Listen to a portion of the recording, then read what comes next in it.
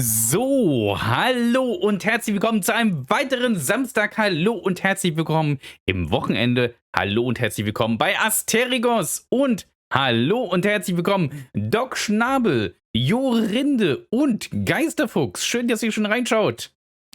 Und wir werden auch gleich anfangen, aber gerade nochmal an dieser Stelle hier muss ich gerade noch ein paar Kleinigkeiten einrichten. So, wir sind gleich soweit. Und heute ist laut.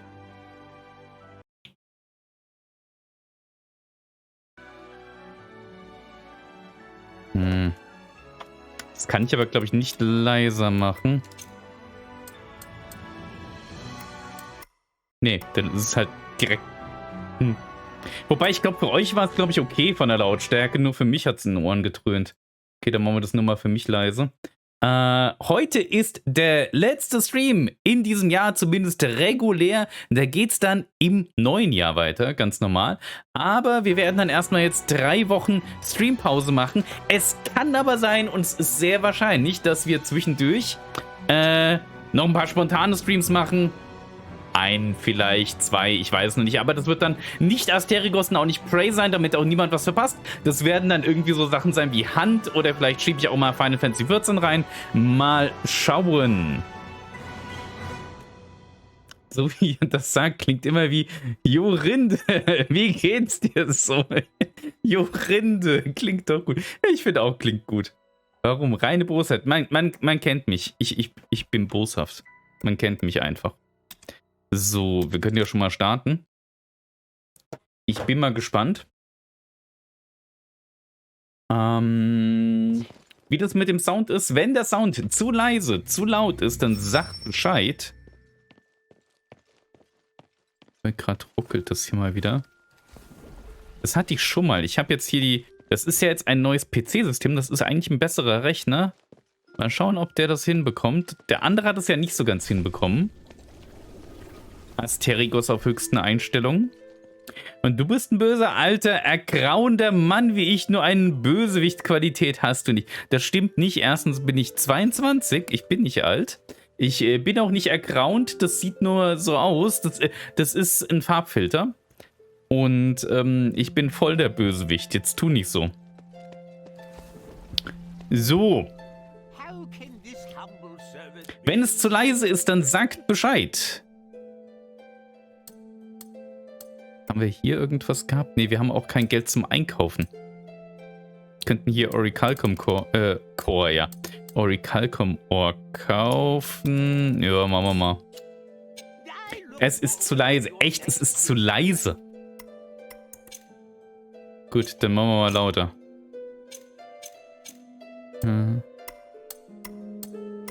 Ich glaube, Doc Schnabel zitiert nur wieder Lieder, die niemand kennt. Außerdem hat er mal einen Bösewicht gespielt. Erzählt ihr die sich gern? Genau, das erzähle ich immer wieder und wieder und wieder und wieder. Können ja die Musik ein bisschen leiser machen. Und das lauter.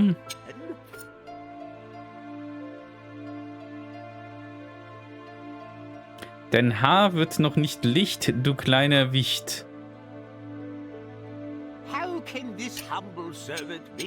Ja, noch ein bisschen lauter? Noch ein bisschen lauter? Ich muss halt gerade wieder alles einstellen, weil das ist halt, wie gesagt, ein neuer PC. Das ist schade. Wir machen nochmal hier einmal hoch.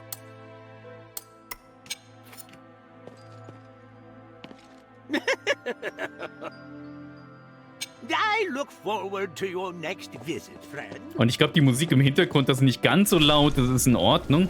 Ich finde das auch schade, dass du einen neuen PC hast. Wieso? Wieso findest du das schade? Hey, Sweetie, what's up? So, ich hoffe, jetzt ist es laut genug. Lustig, lustig, tralala. Bald schauen wir dann auch wieder da, ja. Als ich im Gymnasium Bösewicht in der Theater AG gespielt habe, haben sie mir nur gesagt, ich soll nicht auf die Bühne kotzen. Das verstehe ich nicht. Aber okay. Ja, du hast doch gesagt, ich habe halt einen neuen PC, das ist... Nein! Da wollte ich dich einmal positiv verstecken. So war das doch nicht gemeint. Geisterfuchs. Schlimm, schlimm, schlimm. So, Also, Glittering Deeps haben wir erledigt. Und beim Styx waren wir hier im Purgatory.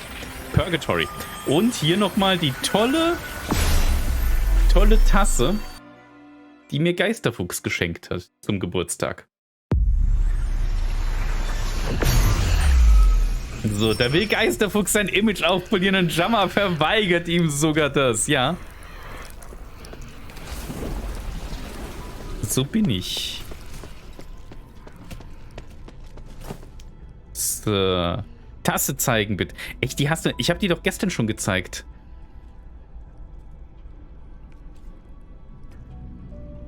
Welcome home, good hunter. Und What is it you desire? guten Abend, Eulenviech. Willkommen im Samstag, willkommen im Wochenende, willkommen bei Asterigos und vielen Dank für das Sub.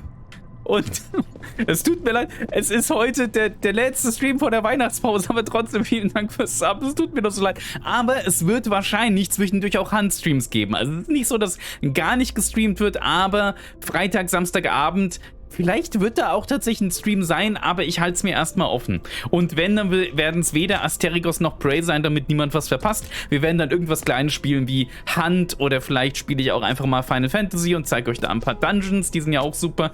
Wieso wird am letzten Stream nicht Nihil Umbra gespielt? Das kommt noch, Eulenviech. Das kommt noch. Und dabei besteche ich ihn mit Tentakelkatzentassen. Ja, oh, Eule wird die Tasse sicher lieben. Wieso? Also, das hatten wir schon. Am Ende ist der immer wieder da. Der weiß so gar nichts mit sich anzufangen. Ja, das Problem ist nur, dass ich halt zwischendurch an Weihnachten einfach nicht zu Hause bin. Schon allein deswegen kann ich nicht streamen. Und an Silvester bin ich halt auch nicht zu Hause. Das ist die Tasse. Da, ganz nah jetzt. Seht ihr genug? Das sagst du immer. In Real-Life-Stream über Smartphone, genau. Ich höre nur bla bla bla. Das ist nicht nur bla bla bla. So. Hier ist doch irgendwo dieser komische Typ. Achso, ich wollte eigentlich, da war ich eben gerade abgelenkt. Ich wollte doch eigentlich mit denen da nochmal reden. Dann halt Mi. Ja, Mi kann ich gut. Let's talk. Who's still missing? 3. Barrack, Lalon, and Organ. Do you remember where you were when you split up?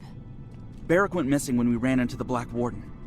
Organ and Lalon got tangled up with a group of zealots during their escape from Styx. But they were sprinting fast, so there's a good chance they made it out. I'll tell you if I find anything. I wouldn't worry. Northwind Legion soldiers aren't so easy to kill. What's more, Barrack won the archery competition at the New Year celebration. The New Year celebration. Since coming to Aphes, I'd almost forgotten about those happy days. How is it your resolve has never wavered? I really do admire you the most, you know? You... Never mind. I know what you mean. If I hear anything, I'll let you know straight away. Thank you. Sogar Shimimi. Ja. Jama will Zeit mit der Familie verbringen. Wer sind wir denn schon für ihn? Jetzt machst du mir ein schlechtes Gewissen. Black Warden with you. At least, with all the mistakes I've made, I can still do something good. You and me? We've got this, Otto. Könnt stattdessen mit uns Cult of the Lamb spielen und über uns herrschen. Aber nein, ich habe doch gar nicht so viel Zeit, um alles zu spielen. You obviously know a lot about Styx, so I have something I want to ask you. There's a smith named Myron. After martial law, he was arrested trying to flee Fallon Academy. Have you heard of him? Huh. Why are you looking for a smith? Did someone send you? Yes. I'm gathering information for his wife. She thinks Myron might have been caught and thrown in Styx. Nothing comes to mind, but it is a very common name. And do you know there are several thousand smiths in the city? I know, but there can't have been very many Myrons caught trying to escape from the academy. If you could just tell me anything you remember, or at least tell me where I can look for information. Well, there should be a list of inmates in the warden's cage. Originally, the list was administered by subordinates, but later on the warden oversaw the list personally, so it should be there. How do you know the warden took control of the list? That's not something a prisoner would know. The warden is a devout follower of the gods of stars. He respects me very much. He would come to my cell to drink tea, or he would give me things, all of which I refused. I see. Mit der Einstellung nicht. Oder Expeditions Rome. Und wir können ihn dazu bringen, Wein, Honig und Rosinen zu kaufen, wenn ich das Spiel hätte. Go then. We'll meet again at the Warden's Cage on the 3rd floor. Oder Monster Prom mit der Community. Nee, da werde ich garantiert gebannt von Twitch. Monster Prom ist zu loot.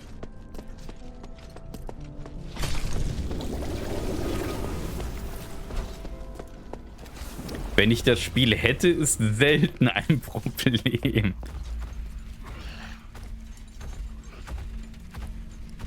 Das klingt so, als ob der oben über uns ist. Ah!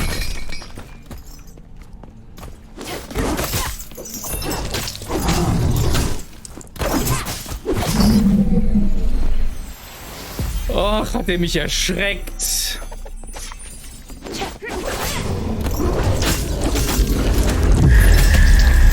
Nein!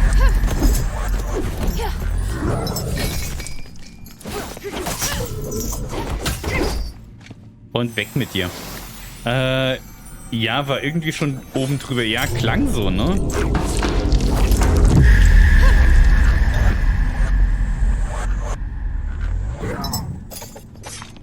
Okay.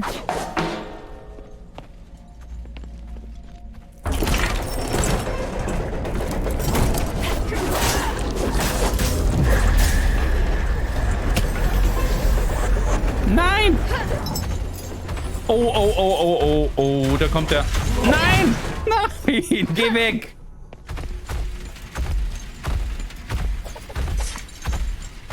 Der ist unkaputtbar für diejenigen, die das letzte Mal nicht dabei waren. Geh weg. It's Hammer Time. Toll, jetzt habe ich den nächsten Ohrwurm, danke. Ja, ja, hätte ich auch gesagt. Wir haben ihn das letzte Mal tatsächlich auf 0 runtergebracht und hat er sich einfach wieder regeneriert. Ach, du blöder Kerl.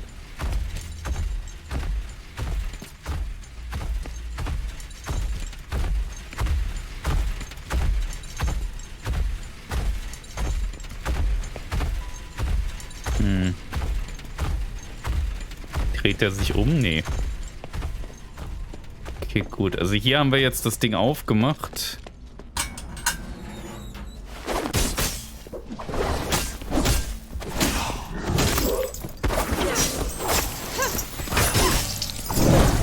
Oh. Au.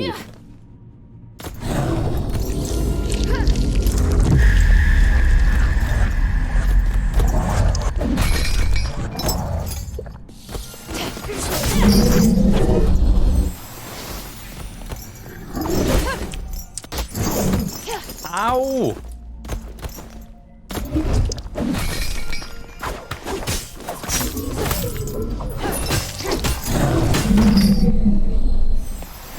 So. Wenn ich heute einen Ohrwurm anbringen kann, tue ich das. Vielleicht unterstützt Yumi später. Die kann das noch besser. Wieso? Wieso? Wieso denn bloß? Atheros Mutants Records 3 and 4. 28th day, 12th month, year 1306, age of knowledge. No matter how brilliant the prospects of the young, they are unable to get over their arrogance and short-sightedness. Hypatia takes great pride in her talent, but she's naive and does not understand moderation and self-examination. I continue to enlighten her with knowledge, yet she does not seem to understand the basic respect for the teachings. With regard to the results of our experiments on Atheros Mutant 6, Hypatia is unwilling to face up to her shortcomings. It is such a shame, but a common problem among clever people. I have already been on this path to truth for several decades longer than her. May the court magistrate's wisdom re-enlighten her. 15th day, 3rd month, year 1313, age of knowledge. Thanks to Irenaeus, I've been able to make a breakthrough. Having such meticulous and loyal subordinate, I've indeed been most favored by the gods. However, I am still holding on to the hope that he will cast off his old recognition of the three. If he does not, I fear that one day I will have to abandon him. I hope I have enough time. Today was a day worth remembering. The restraining suit worked well on Atheros Mutant 11. This specially developed restraining suit makes it easier for the mutants to follow instructions, and it allows them to carry out actions with a degree of precision far greater than I had imagined. The look of disbelief on Marble's face was really something to be proud of. This is a major step forward in Aphes' Starlight research. Mach ihm lieber keinen Ohrwurm, Jorinde. Das wäre doch Wahnsinn. Damit bringst du ihn in die Hölle, Hölle, Hölle, ja. Sollte aber für den Stream umgetextet sein, damit es passt. Und den hatten wir schon, Eule. Es wurde ein Ohrwurm gewünscht, da kann ich helfen. Ja, den gab's schon. Dank mir später, den gab's schon. Dann halt den. Ich kenne ein Lied und das geht jedem auf die Nerven. Jedem auf die Nerven, jeden auf die Nerven. Ich kenne ein Lied und das kenne ich nicht. Das kenne ich tatsächlich nicht. So, ich hoffe mal, ist der Typ hier weg?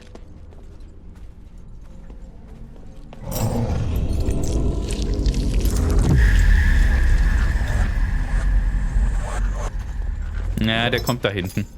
Warten wir, bis er vorbei ist. Ich bin nicht da. Ich glaube, das kennt er sicher nicht. Nee. Jede Zelle meines Körpers ist glücklich, jede Zelle meines Körpers ist frei. Ich kenne den Text, aber ich kenne nicht wirklich das Lied. Das hat schon mal jemand probiert, das funktioniert nicht.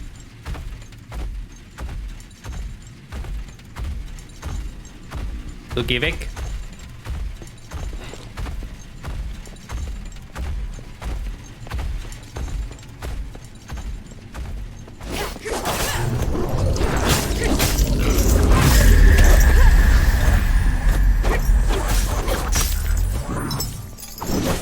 Der lebt ja noch. Wieso hat der noch gelebt? Und wieso kommt er von vorne?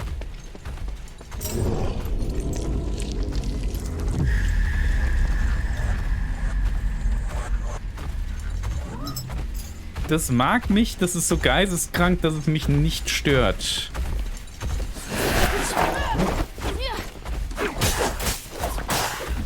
Das Lied hast du echt vergessen. Glück für dich, Eichhörnchen, ja. Geh weg!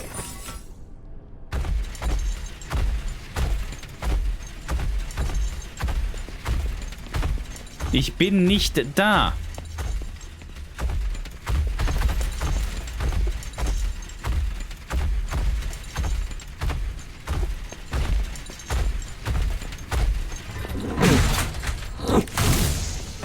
Okay, ich befürchte, wir müssen hier rein.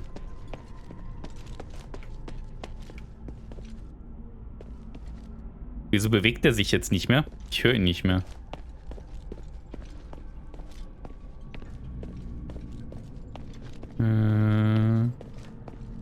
Was? Wieso ist er jetzt weg?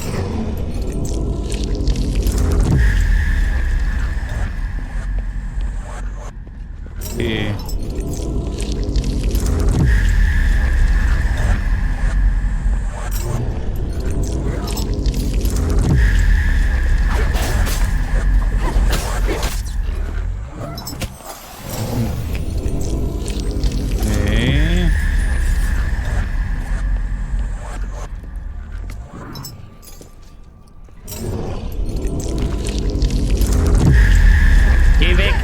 Lass mich! Blödes Vieh. Ich bin nicht da. Ich bin nicht da.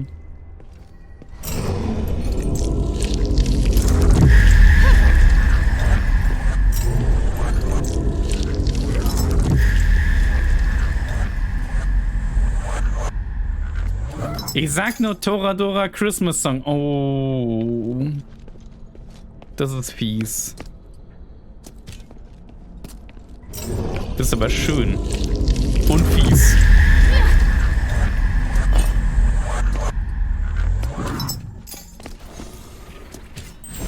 So, ich hoffe mal, das können wir uns hier angucken, ohne dass wir angegriffen werden. Stop yelling! You're attracting more monsters! Emil, did you feel that? The magical energy expanded and flowed chaotically like that whirlpool near trauma. It must have something to do with that star right there. That's why the big monster discovered us. Damn, the mission was almost over. Forget that monster. Complete the commander's request. I've got your back. Got it. Let go of me! Drake is still in there! He's still alive! Enough on him. We have to leave now. Obey the captain's orders. But the others! We have to go back to the others! You saw what that monster can do. We have to split up and retreat to the rally point. Otherwise, we're all dead. Alright, Otto, just shut your mouth. Let's pick up the pace. Okay, also konnten wir das eben gerade nicht aufmachen, während das die Sequenz war.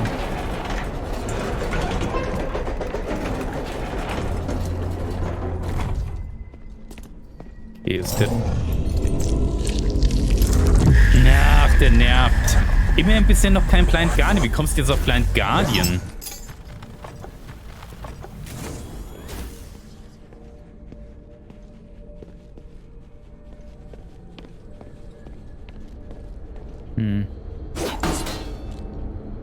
Magic barrier is blocking the way. Locked. Probably tied to the Black Warden's presence. I'll keep my eyes peeled for any anomalies. Huh? What's that inside? Starite? Okay.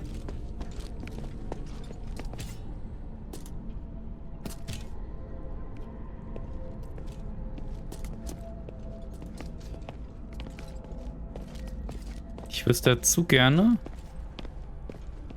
Ja, der ist noch da. Gehen wir mal weiter.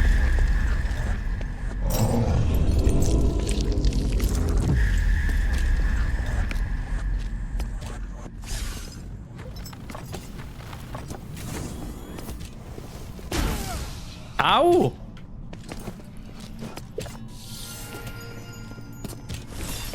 Das hat mich angeschießt. Mistding. So.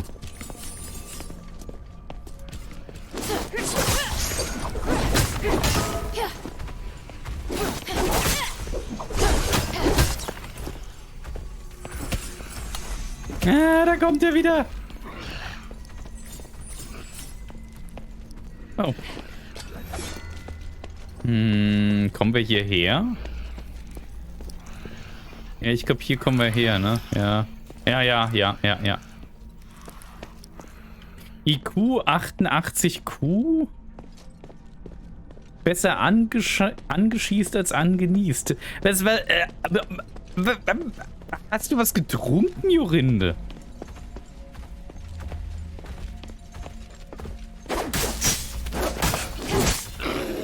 So, jetzt sind wir halt immerhin einmal rum.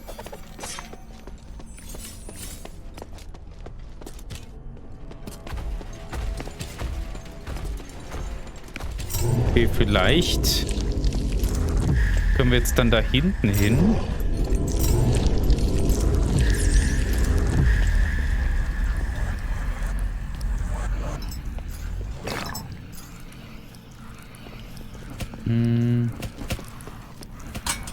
Okay, hier.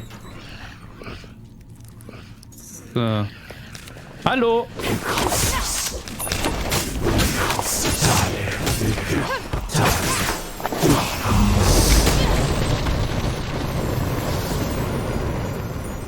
Nee, aber die Tastatur hat sich auf Linkshänder umgestellt oder so. Ja. Das hätte ich jetzt auch gesagt, Jorinde. Das hätte ich jetzt auch gesagt. Linkshänder. Ah, hier ist ein Schatz. Ich bin nicht besessen. Das sagen alle Besessenen immer.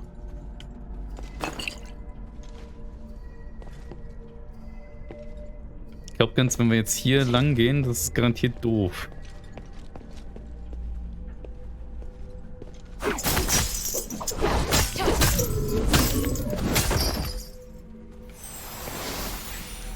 Ja, ich glaube, das war blöd. Und da kommen wir jetzt wahrscheinlich nicht mal hoch. Genau. Perfekt. Ach, und jetzt kommen wir auch noch nicht mal mehr hoch. Na. Und da hinten ist der... Ah.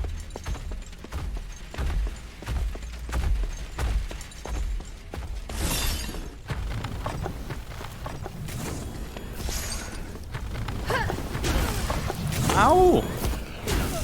Au!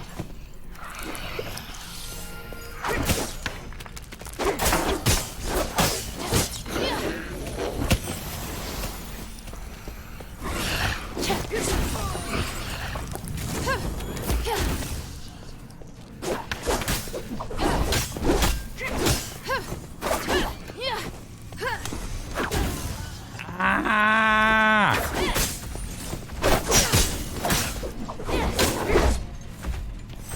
Ah, da kommt er! Da kommt er!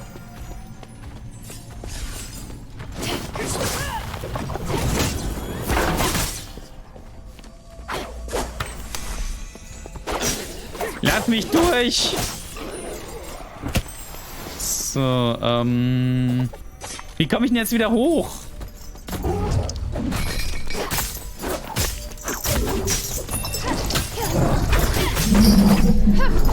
Oh, da ist noch einer!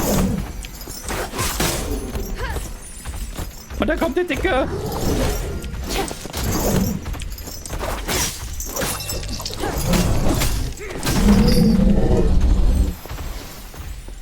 Geh weg! Geh weg!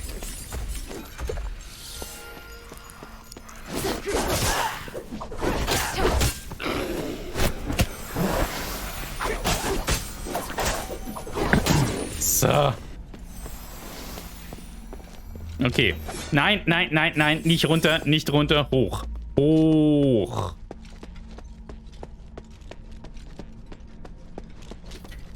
So.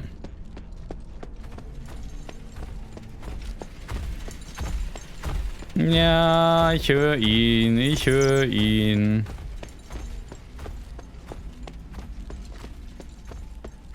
Lass mich doch in Ruhe, Kerl.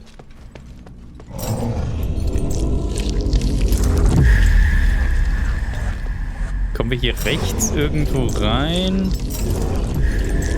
Ah, ich glaube, ich weiß, wo ich hin muss. Ja, ja. Stimmt, hier war noch so ein Gang.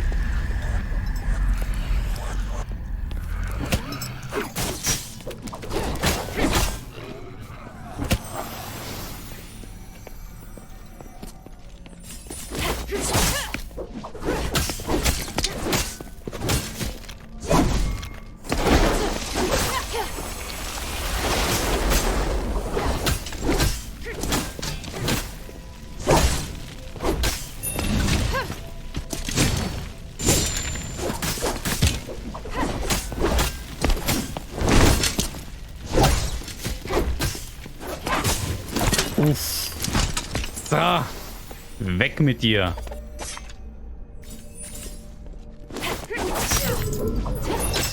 Da vorne ist doch garantiert wieder ein Mimik, oder? Also, eins von den beiden ist ein Mimik. Ich weiß es.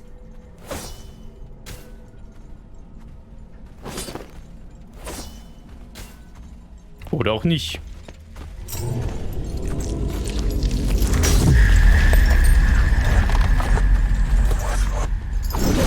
Quenching Solution, ja, sehr schön.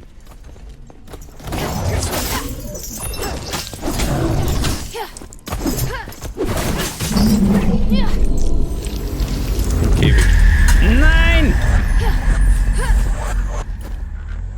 Ach, Mistkerl. Okay, was haben wir hier? Nix. Hervorragend. Das ist das, was ich finden will. Nix ist immer gut. Something's here. Ja.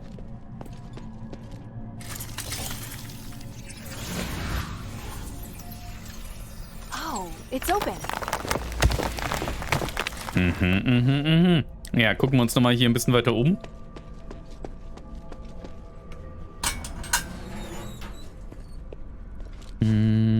sonst ist nichts hier drin. Okay. Gut, dann können wir da weitergehen. Perfekt, perfekt, perfekt.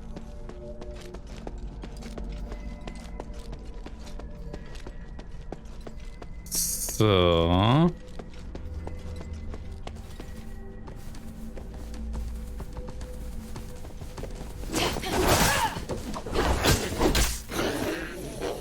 Gut. Da haben wir einen Schatz. Und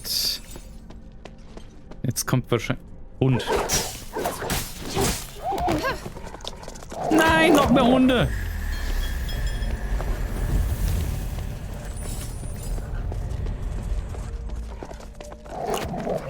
Böses Hundi.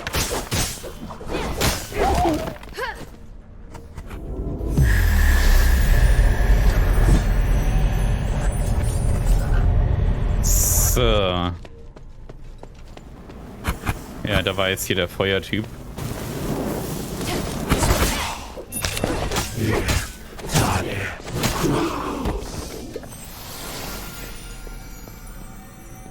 Hier kommt doch irgendwo gleich wieder der Black Warden durchgebrochen. Ich kenne das doch.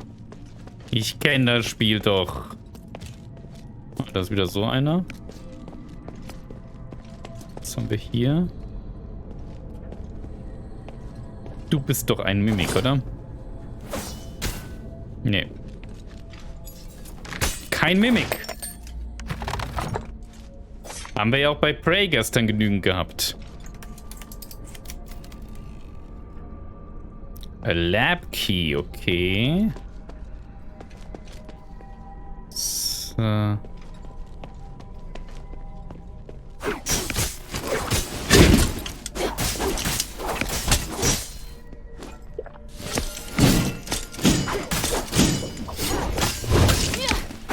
Heißer Apfelsaft mit Schutz. Also Apfelsaft ist nicht so gut. Der ist doch der Dungeon Keeper. Er sieht zumindest sehr aus wie der... Wie hieß denn nochmal der Typ da bei Dungeon Keeper? Hieß der nicht Horny?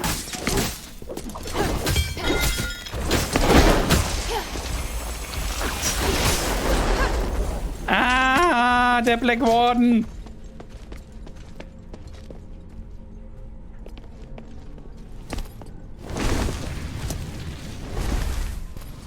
Na super. Toll.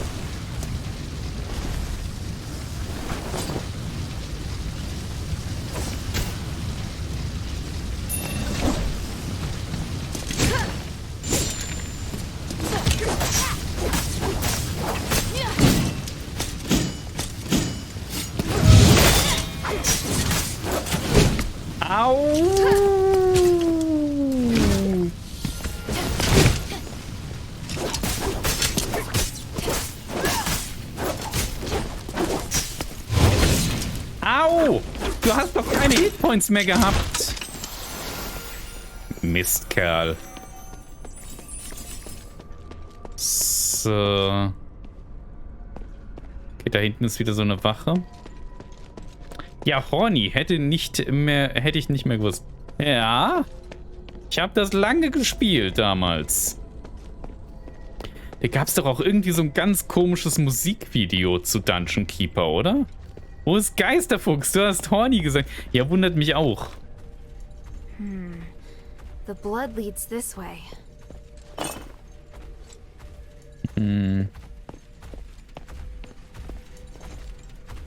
This mark.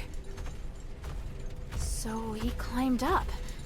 That's the kind of thing only Barrick could do. Okay. Das bedeutet, wir müssen weiter hoch.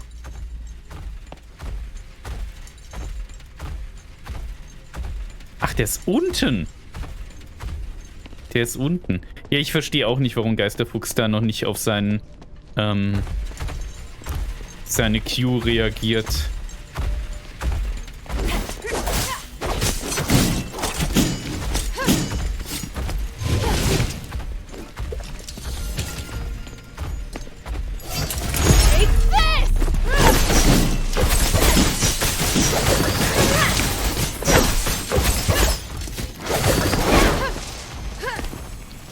Mist.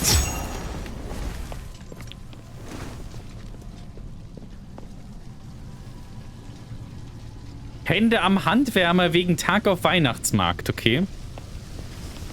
Weichei.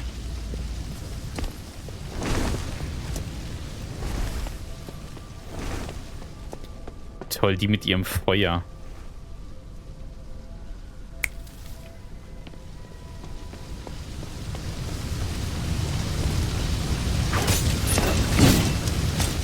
Boah, ist das heiß!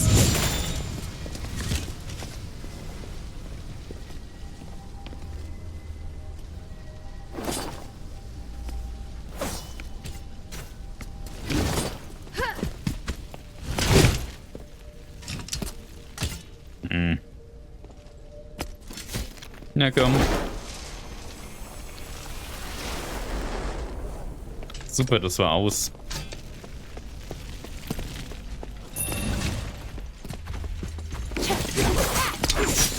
Okay, den haben wir.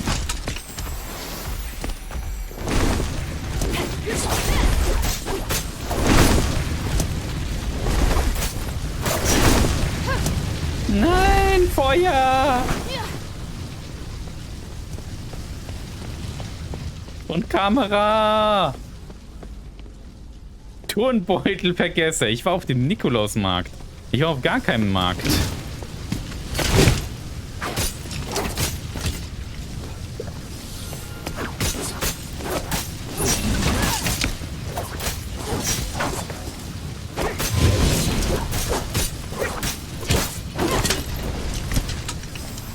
Ich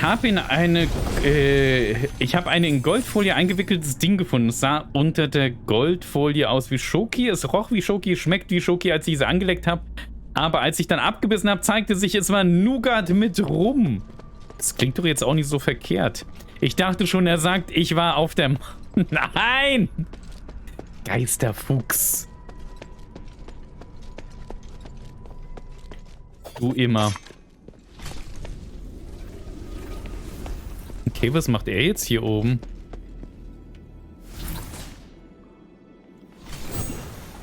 So, ich glaube ganz, wir können gerade mal zurück teleportieren. Weil wir können die Waffe aufwerten, glaube ich.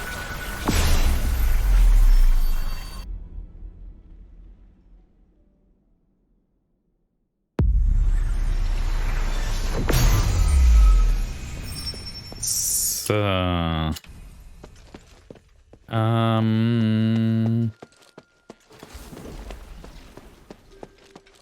Und zwar hinten bei der Vulkan. Hallo. Hey, Sweetie, what's up? So, ja, die können wir jetzt aufwerten. Sehr schön. Oh, die können wir sogar noch weiter aufwerten. Wenn wir genügend Zeug hätten. 30.000 brauchen wir. Unfassbar. 30.000. Hätten wir doch nie so viel einkaufen sollen vorher. Ich war auf der Markt, klingt irgendwie wie ein Achievement. Aufwertungs... Was? Do you still not understand? If not on account of Marble's inaction and prohibition, why else would we endure the foul stench of the sewer? Because the Archon sealed off the deeps. Look, just remember that what you achieve in the deeps is critical to the adherent's success. What do you need? Schade, ich habe zu schnell weggeklickt, weil ich eigentlich hier an Storage wollte. Hervorragend. Mind your manners. So.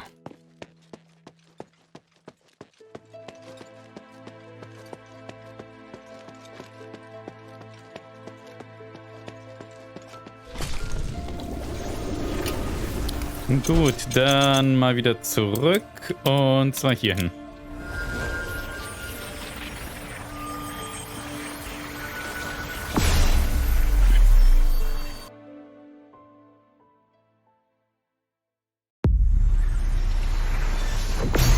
Gut,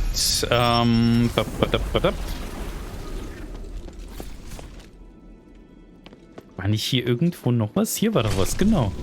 That's a Northwind Legion mark. It's a safe mark.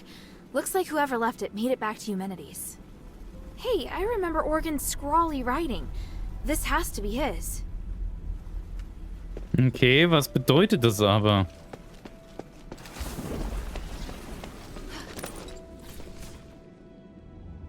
Encrypted Styx Structural Drawing. Okay, und was bringt uns das jetzt? It's them! Help! Otto! What's wrong? You... Careful not to touch him, child. He may have internal injuries. Internal injuries? Why? What happened? It's just... broken bone. It's possible an organ may have been ruptured. What the hell happened? I was ambushed by the Zealots, and Otto was seriously injured trying to protect me. We just got here too. Don't worry, child. I can heal you. Please wait while I get things ready. And me? What can I do for him? Just leave it to me. Unfortunately, this does mean you're going to have to face the Black Warden alone. Überraschung. I can do it. As long as it doesn't resurrect. No! I'll go too. Hilda, wait. Wait for me to heal. Otto, what are you talking about? Child, it will take some time for you to recover. If I can just... go now. I'll beat the crap out of him. Enough. Sit down, Otto. Even by myself, No! I hate being like this. Otto. Make a mess of everything. So I want to do something. If I hadn't been hiding in the first place, Sean might not have died. If I turned back and found everyone sooner, Emil wouldn't have died either. I finally managed to do what I wanted to do and mustered up the courage. But then I got injured. I can't even avenge my brothers. No, Otto, you... Calm down. I can't come close to your skills, even if I wanted to. I really don't have what it takes to be a Northwind warrior. That's not true at all. Stop it, Otto. What's going on with you? You're not thinking straight. Rush off now and you're as good as dead. Let me exchange my life for the Black Warden's. It's a good deal. By the winds, stop it! You're really freaking me out, Otto. Children, quarreling isn't the way. Here, let's just... No! It's... Otto! I put him to sleep. It'll help his wound heal faster. You're both upset.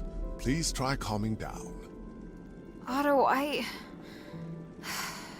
Guess my willfulness has rubbed off on him. Thank you, Aganon. How long will he be asleep? Oh, at least half a day, but probably a full day. His injuries are quite complex. I think you'll have to deal with the Black Warden on your own. I understand. I will. Go and see if you can find any documents relating to the Black Warden first. Without understanding its weaknesses, we won't be able to get out of here. So. Is Otto all right? He has a strong constitution. Between that and my magic healing, his life isn't in any danger. I'm just not certain about the extent of his internal injuries, so it's hard to say when he'll wake up. How did it go? Did you make any progress? Der hat das heute ja der letzte Stream vor der Sommerpause. Das ist nicht die Sommerpause. Es spielt Jammer heute bis zum Ende. Nee, leider nicht. Das schaffen wir heute definitiv nicht, zumal ich hatte ja meine Impfung gehabt, meine vierte, also meinen zweiten Booster. Und ich glaube, heute schaffe ich das einfach nicht so lang. Also eventuell, ich weiß nicht, wie lange wir heute schaffen. Ich muss schauen, wie lange ich fit bin halt. Ich bin noch immer ein bisschen matt im Kopf. Trotz Kaffee. Genau, Winterpause. Weihnachtspause. I'm curious, did you learn your healing magic in Styx? It's rather strange you're learning this magic given your identity and where you are. I know, child, you're always so wary of me. It's normal reaction after all. I've never opened up to you. Actually, I'm a victim of Petrius' experimentation with magic. You? Yes. Although I was once his right-hand man. He felt that my views didn't chime with his and we drifted apart. So he performed an experiment on you. Wieder falsch. Ich lese das immer falsch. Böse Impfung. Hör auf, Nebenwirkungen zu Es sind ja keine Nebenwirkungen, es sind Impfreaktionen. My voice? What's with my voice, you ask? I always had this condition. So he performed an experiment on you to get rid of you? He doesn't believe me. Ich kann heute nicht lesen. He doesn't believe he's punishing me. On the contrary, he thinks this is a reward that magic has bestowed upon me.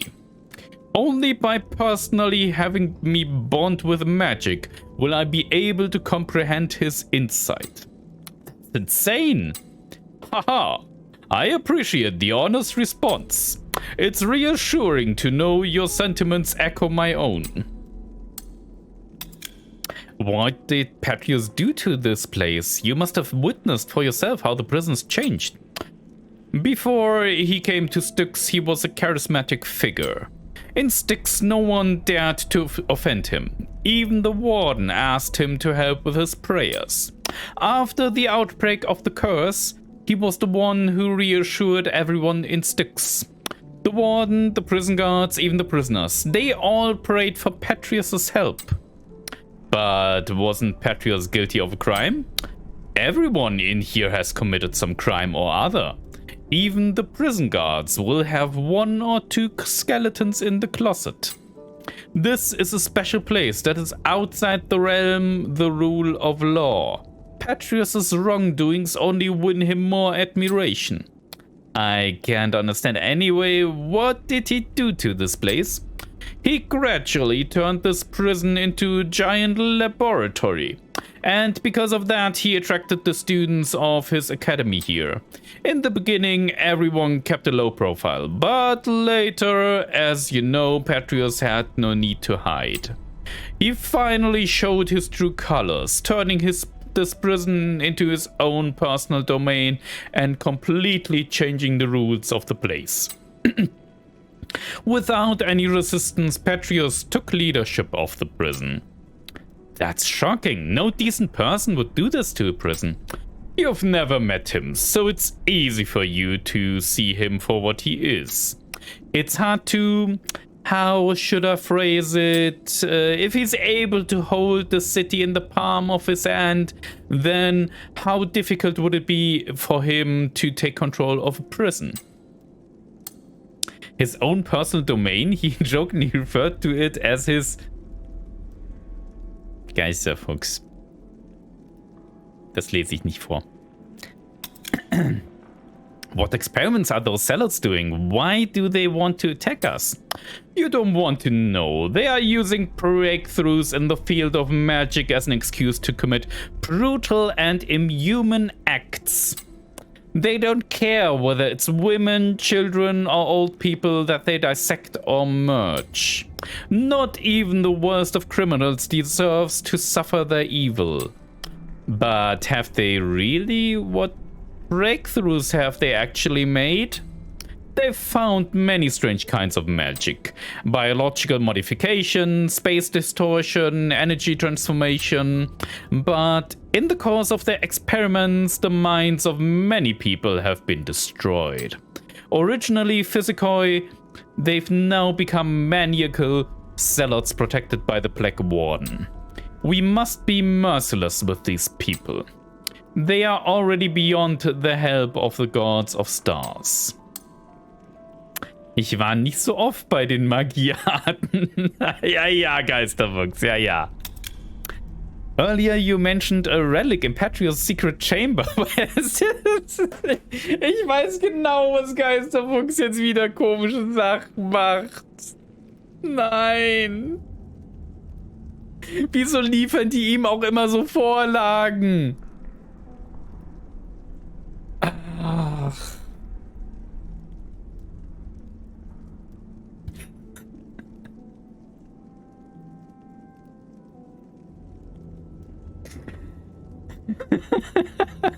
Ja, Rapper Relic, ich weiß, ja. Ja, Geisterfuchs, mach weiter. The entrance.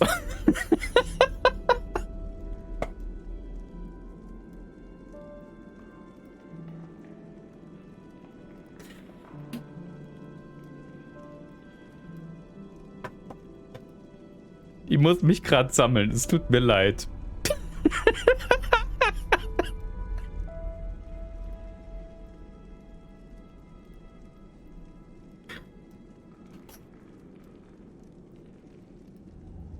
Ich kann nicht Voicelines machen, wenn... Ich finde, Janja braucht mehr Drogen in seinem Leben. Ich brauche keine Drogen. Das funktioniert nur mit Kaffee. Ich glaube, ich habe ihn kaputt gemacht. Ja.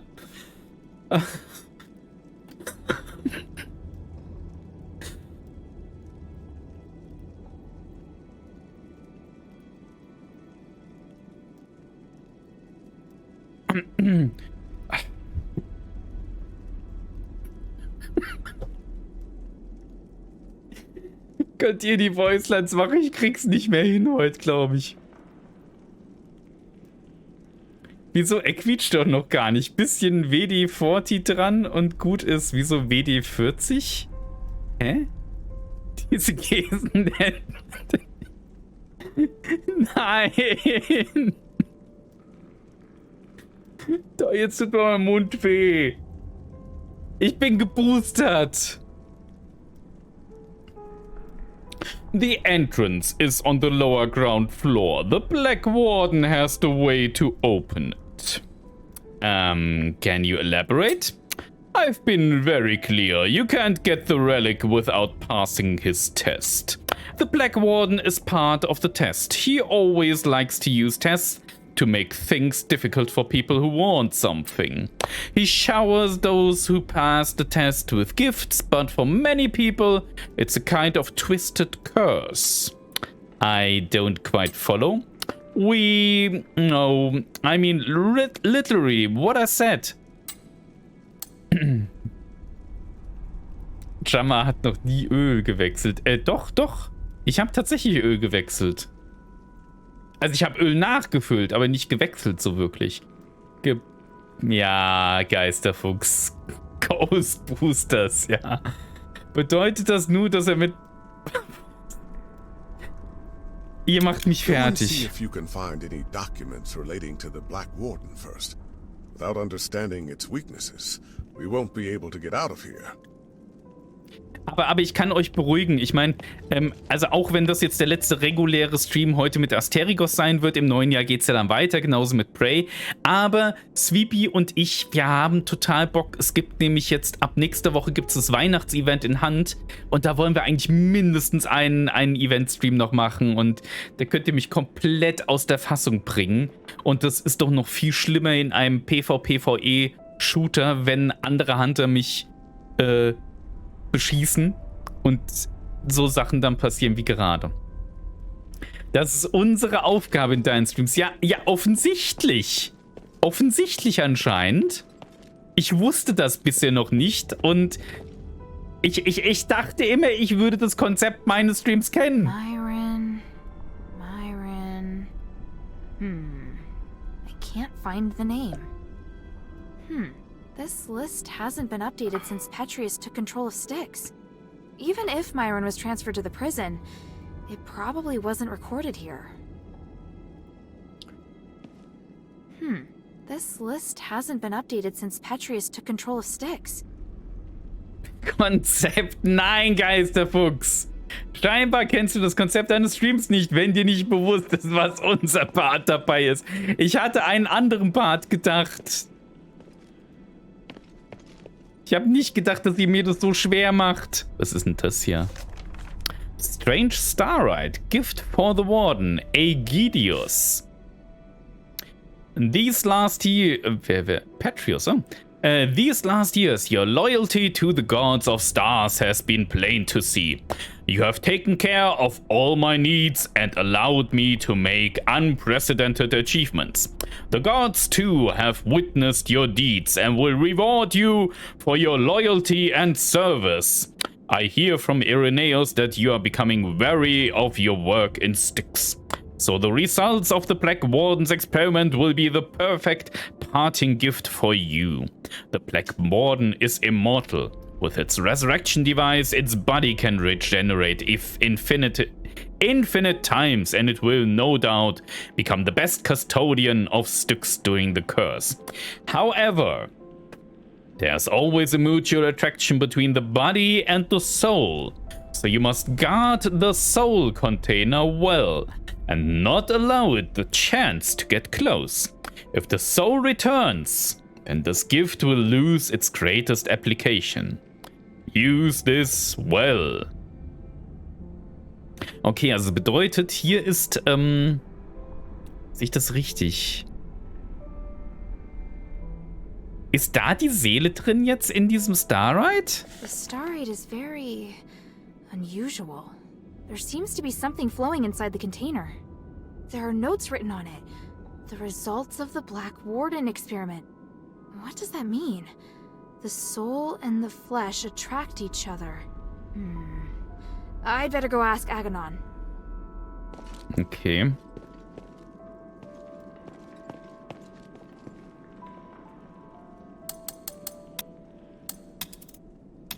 I found the list, but the entry stopped a long time ago.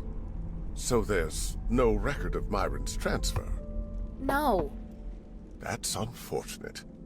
Child, this might be hard for you to hear, but as you can see, most of the prisoners here have long lost any sense of sanity. Perhaps not finding this smith may actually be a blessing in disguise for that woman.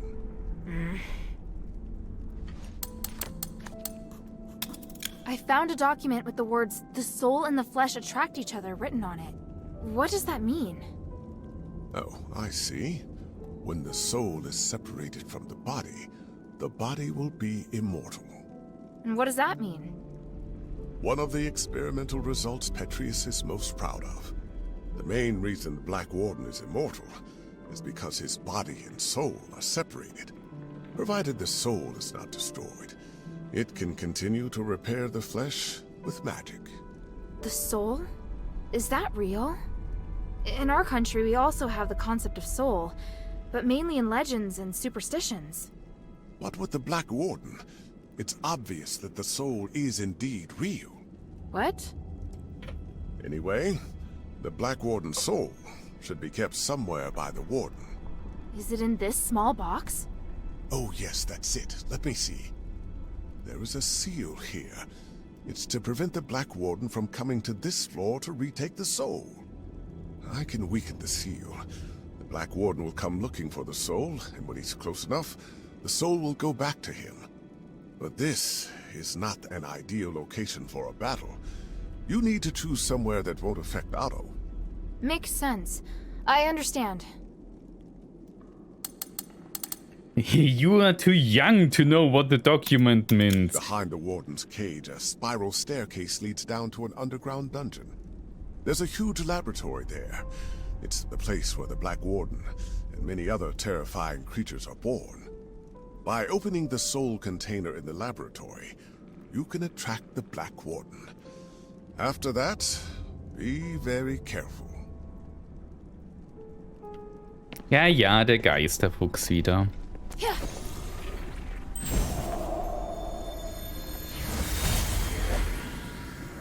You don't deserve to be free, let alone negotiate with me. Mark my words, I will retake Styx sooner or later. You can try, old friend, but how many soldiers do you plan to send to this place? The subjects of my experiments, as well as many scholars and priests familiar with magic, are all on my side. This is a war not worth waging. Listen to me, Mom.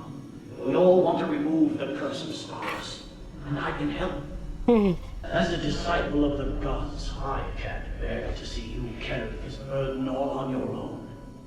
I will only experiment in Styx, and swear to avoid all conflict with you.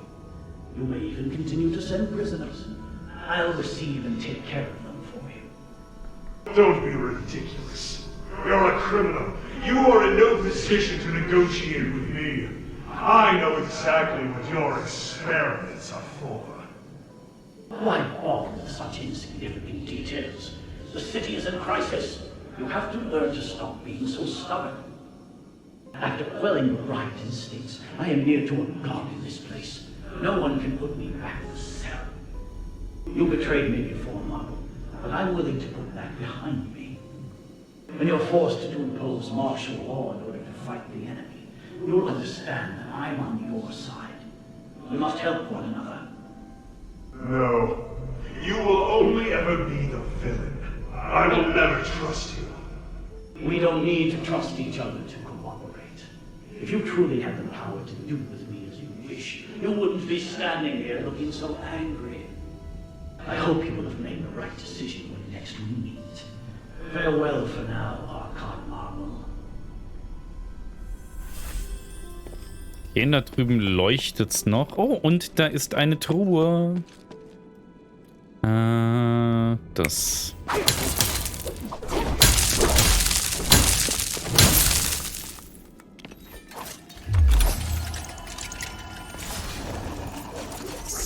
So.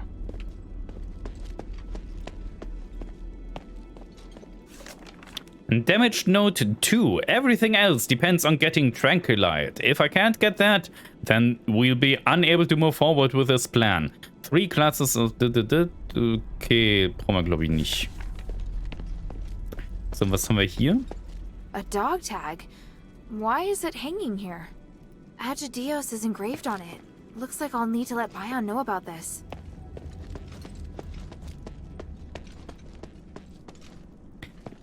Du bist doch ein Mimik, oder? Immer noch nicht.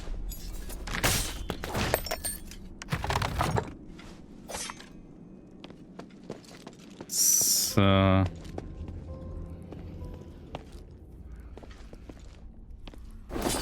Aha, aha, aha. Du bist aber eins.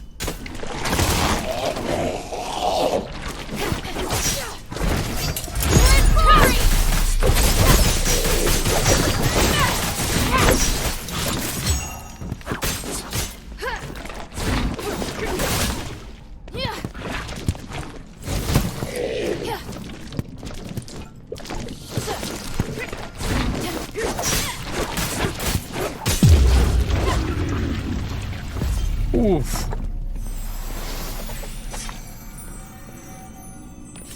Okay.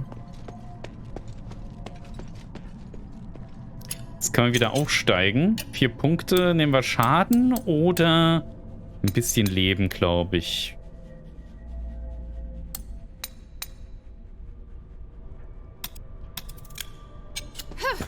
So. Was haben wir hier? Was?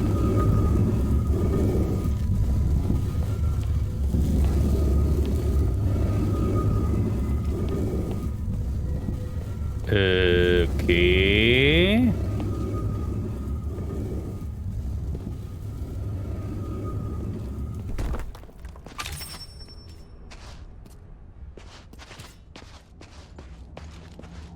Ah. Ich weiß nicht, ob ich da wirklich schon lang will. Ich würde gern erst noch speichern. Und ich will eigentlich... Ja... Ich habe nicht genügend von den Dingers da, oder? Ja, ich habe nicht genügend Sachen zum Aufwerten. Okay. Schade. Ja, hier. Da haben wir doch so ein Ding.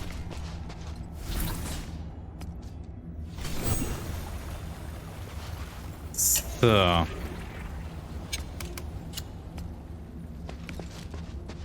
Was haben wir hier? Ah, hier haben wir noch was zu lesen. Atheros Mutants Records 5 and 6. 30th day, first month, year 1319, Age of Knowledge. While investigating the cause of the slaves' unwillingness to believe in the gods of stars, Irenaeus learned of the rise of the Atheros cult. Established in a short amount of time, it purports to be a serious organization, yet it misinterprets the will of the gods of stars. As for its leader, I cannot think of anyone else but Hypatia could do it. Faced with this kind of heretical behavior, it is only by remaining unaffected and continuing on my own path that I will open the door to my truth. Irenaeus, however, is unable to think like that, and even I am sick of the look of resentment on his face. If the reprobate is going to self-destruct, then what is the point? Time is of the essence in our Starlight research. I do not have the time to be looking after these laymen. Irenaeus needs to get rid of his pettiness and stop being such a disappointment. As for the first Atheros mutant, the Black Warden is the fruit of these last decades of research. A beautiful, sublime fruit. Klingt komisch. We separated the flesh and the soul of Subject Zero, allowing the body to act independently as before and restructure itself, even if severely damaged, so that it become immortal. This is another step forward on our path to godlike immortality. This has come as a surprise to all of the Archon's personnel in Styx, and they are eager to meet my achievement. There is only one thing worrying me, the House Gold Olive child that Irenaeus has been watching. I hear the wretched child has been prying into Styx affairs recently. I have decided to have him come to Styx and ideally take the bait I left behind. By the gods, we will be able to watch the Black Warden in action.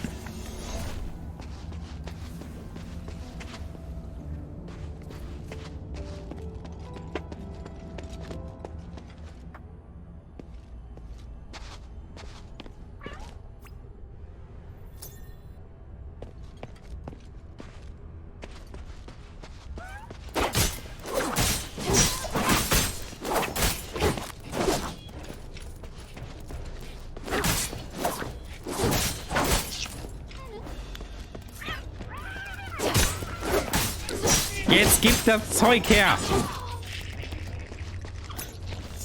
So. Jetzt hat er mich irgendwie wohin geführt. Nee, doch hier runter. War ich hier nicht schon? Aber da ist ein Echo, das ich noch nicht hatte anscheinend.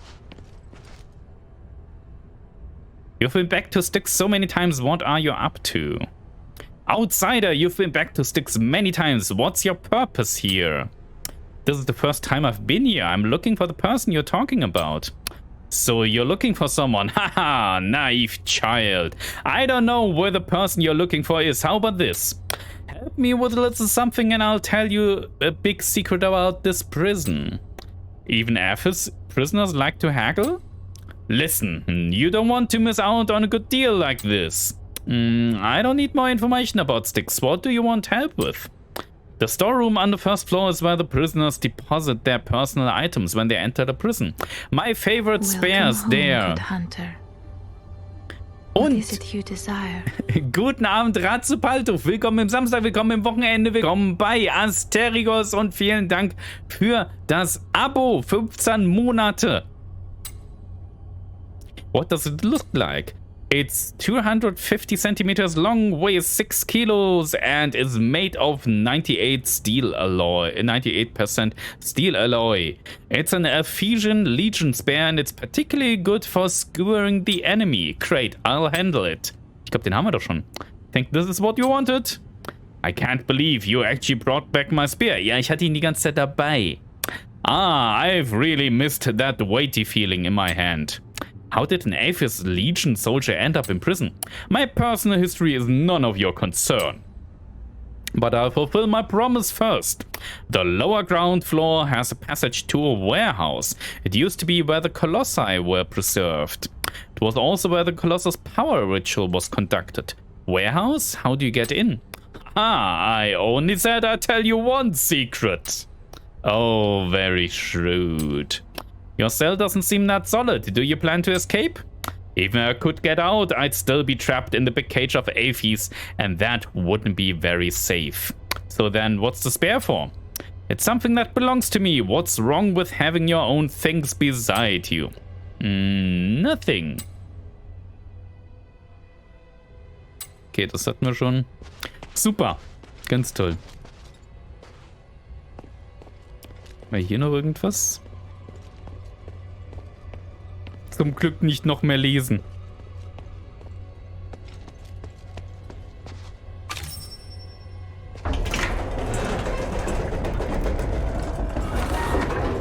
aber hier waren wir schon.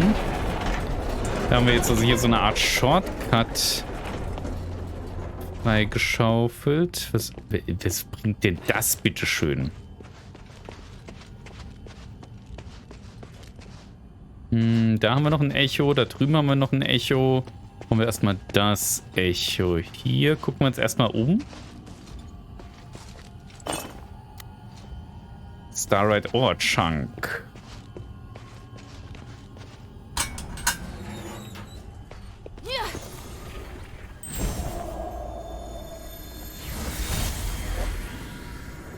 Reverend, this might sound abrupt, but I want to thank you for your guidance during this time.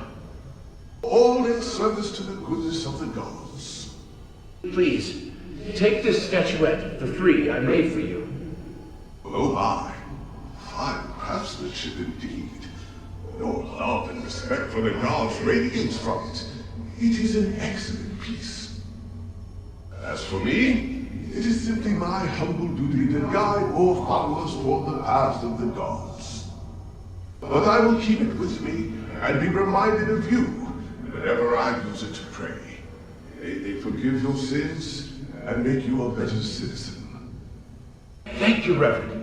It brings me such peace to talk with you. When we first met, you spoke about how you despise the gods. But now you are much more peaceful, and your mind is no longer filled with anger. You are an excellent craftsman, with all potential to boast. Although not of Eris nor blood, your ability is destined to serve the gods. Nothing would make me happier. I'm grateful I didn't die here. As long as the gods help me survive this place, I have a chance of seeing my wife again. I'm sure that day will come. But until that time, there are many things that I need your help with. Atreus will bring us back to glory. Then we'll be able to discuss the grace of the gods in a real temple. Moment. So. Habe gerade eine schwarze Witwe in Grounded gelegt. Ich habe keine Ahnung, was das letzten Endes bedeutet. Ich weiß, was eine schwarze Witwe ist, aber ich kenne Grounded natürlich nicht. Aber trotzdem herzlichen Glückwunsch, Ratzepaltov. Important 9, Snowflake, Tranquilite, Pendant. Tattered Journal. When I was arrested by the Legion, I thought I'd become stardust in the mouths of other people. I never imagined I'd be taken to Styx. They even gave me my own cell, wanting me to submit to the will of the gods. The gods? I thought the gods abandoned us a long time ago. Why else would we be suffering so much here? This diary has a familiar ring to it. I made a magic flotation device for the two lords, so that they can go straight underground from Styx. It's now already several days since they left. Are they going to return? The sounds that are coming from the next cell are horrific. Now I understand why you were so scared, honey. I too feel alone and frightened. I will do anything to get out of this place. Ach, das geht noch weiter, muss ich mal bei dem anderen gucken. Today, Lord Irenaeus sent me a Tranquilite as a reward. He says it was taken from the glittering deeps. He told me that my research these last years had made some major breakthroughs and that it wouldn't be long before the curse of the gods was lifted. I can't be sure whether he's telling the truth or not, but touching the stone has relieved a great deal of the pressure I was feeling.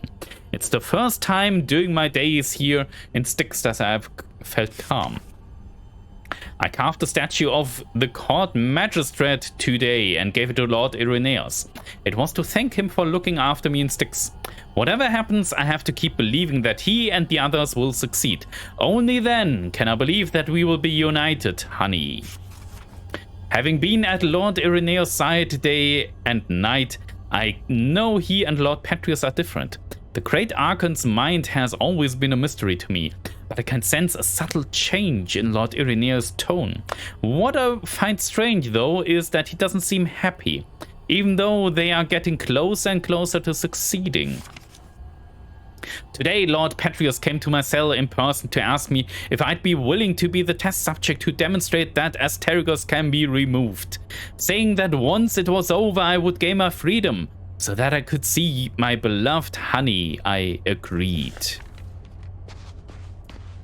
Ja, da geht's noch weiter. So, Lords Patrios and Irenaeus are both in Styx. Could the rumors that the Archon's convalescence is nothing but a ruse be true? I feel like I'm being engulfed by an unfathomable darkness here. Honey, I miss you so much. How are you doing? I'm worried about you.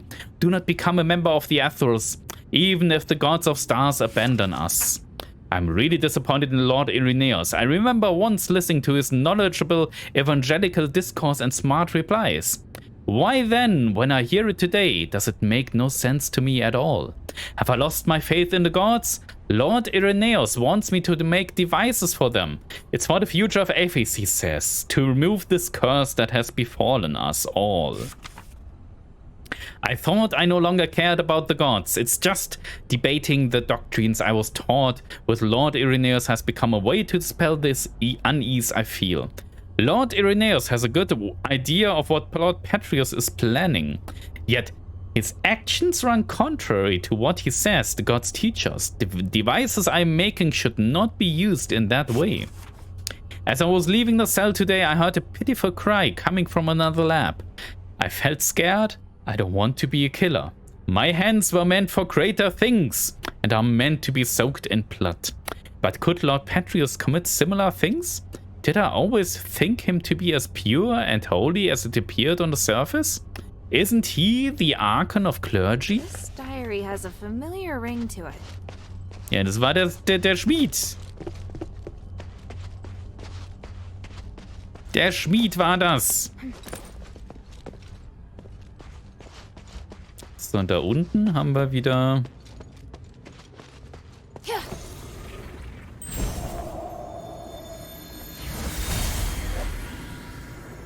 Praise the gods! Irenaeus, I've done it! The Black Warden experiment has proven everything. Tranquilize is indeed a blessing from the gods.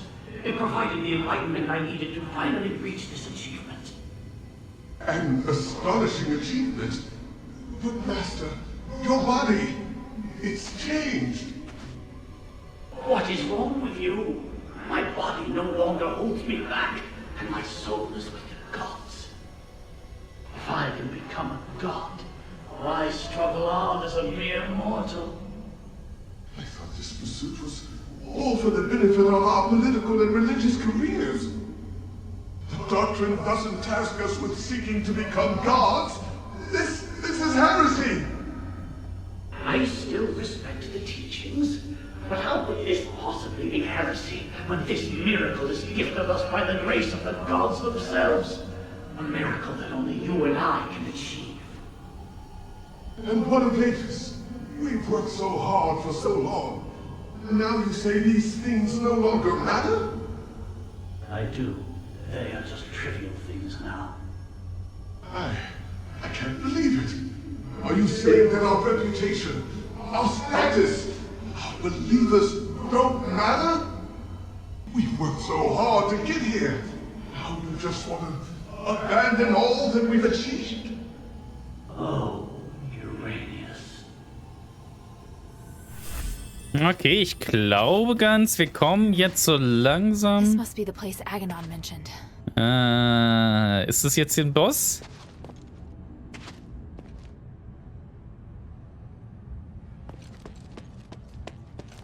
Das wäre ziemlich klein für eine Boss-Arena. Vielleicht ist es auch einfach nur ein normaler Kampf. This array. I can feel a magical aura similar to the Black Warden's.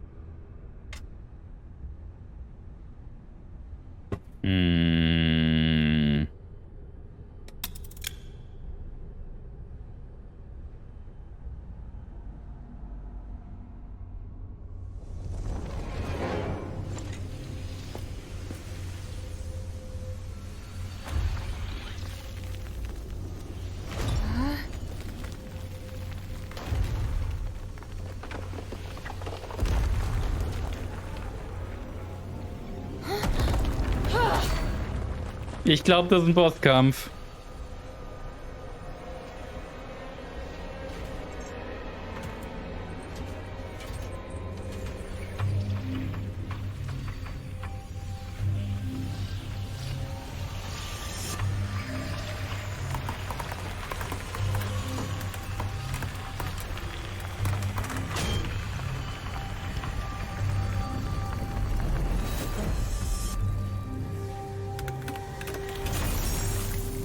Ja, das ist ein Bosskampf. Na super.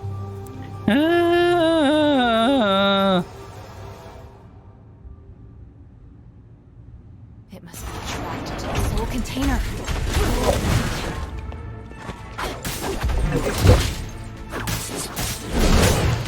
Au. Nein. Nicht schubsen. Au.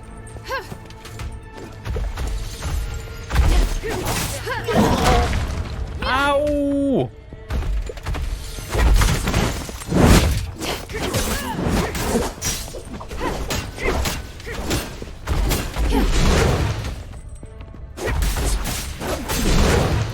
Nicht schubsen! Oh, oh, oh, oh, oh. Jetzt wird's... Oh, oh. Au!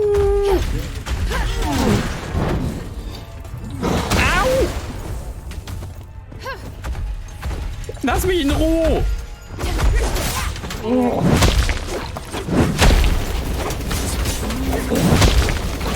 Au! Nein, nein, nein, nein! Feuer! Feuer! Nein! Ich habe im Feuer gestanden! Den schaffst du locker, Blackwarden. Ja, ja.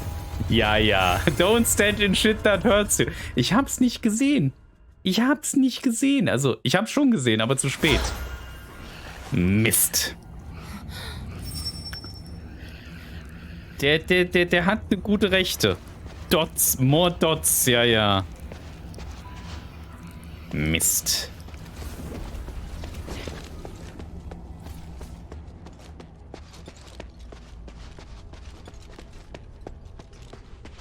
Hallo, da bin ich wieder.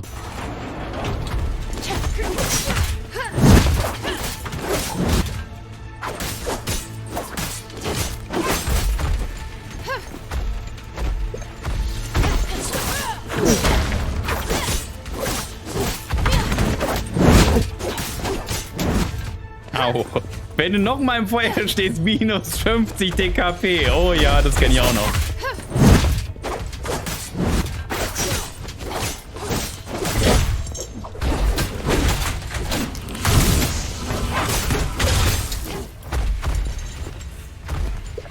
Da sind wir dabei, das ist prima, ja, ja. Feuer. Hört das Feuer auch auf? Au. Ey! Au!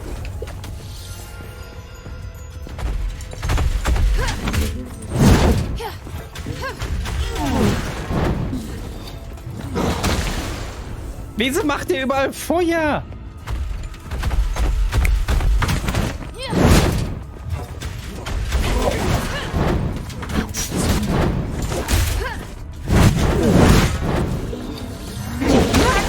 Nein, lass mich doch in Ruhe! Nein, Feuer, Feuer, Feuer, voll Feuer! Nein, geh weg, geh weg, geh weg! Geh weg! Nein, weg! Oh Gott! Nein!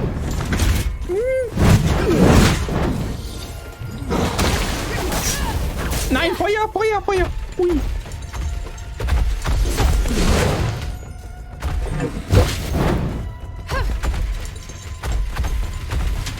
Oh. Oh Gott! Oh Gott! Ich guck gleich wieder in den Chat. Ich bin hier etwas beschäftigt mit einem... Oh Gott. Au! Nein, nein, nein, nein, nein, nein, nein, nein, nein. Ah!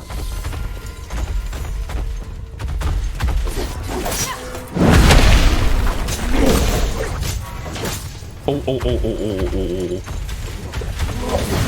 Oh Gott. Nein, nicht schubsen. Nein, Feuer.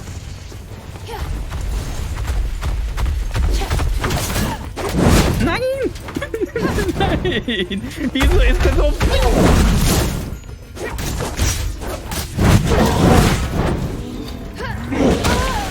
Der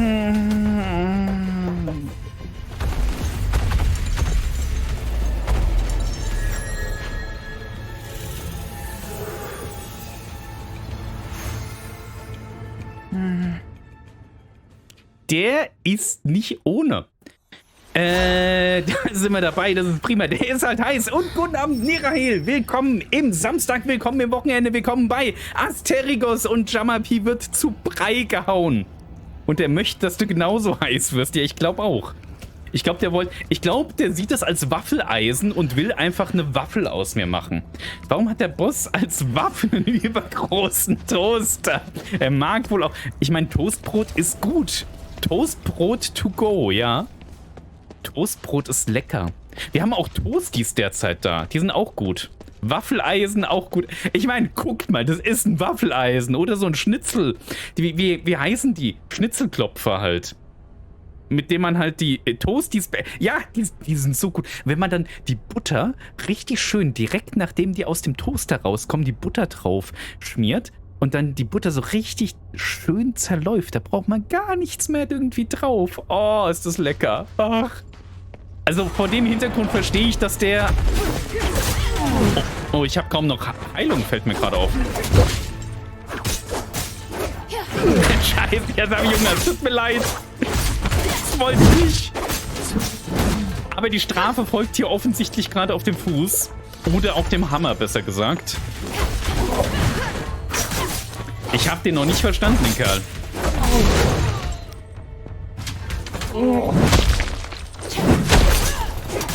Fleischklopfer meinst du, genau.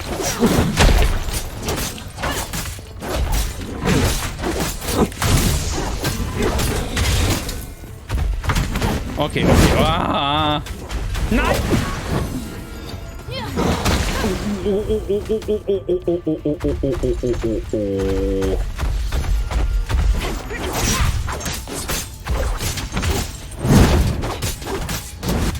Au. Der ist stressig. Vor allem mit diesem blöden Feuer auf dem Boden. Wenn das nicht wäre...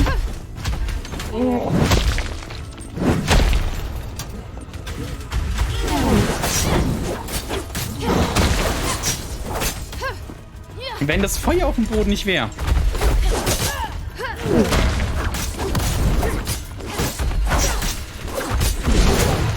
Au, au, au. Oh, oh. Wo ist denn das Feuer? Oh Gott.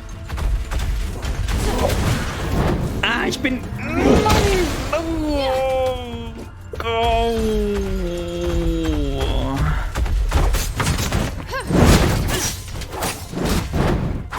Das ist fies, die Reichweite.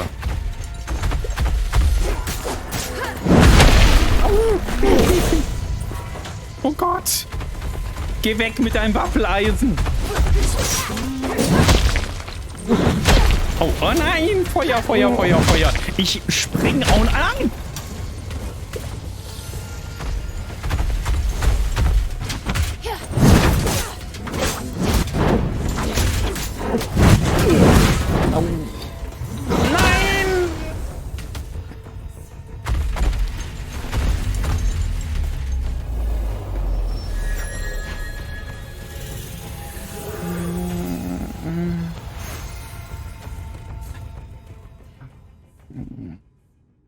Ich hatte ja bisher bei den Bossen hier noch nie so die Probleme.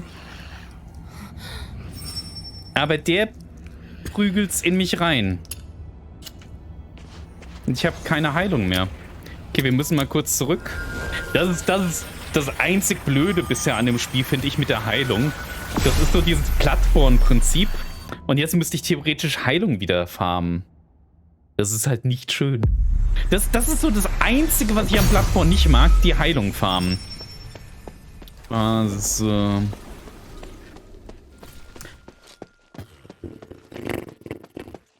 Gott. Der ist stressig. Ich wollte es gerade sagen, direkt. Es ist halt wirklich... Ich habe gar keine Heilung. Ach nee, oder?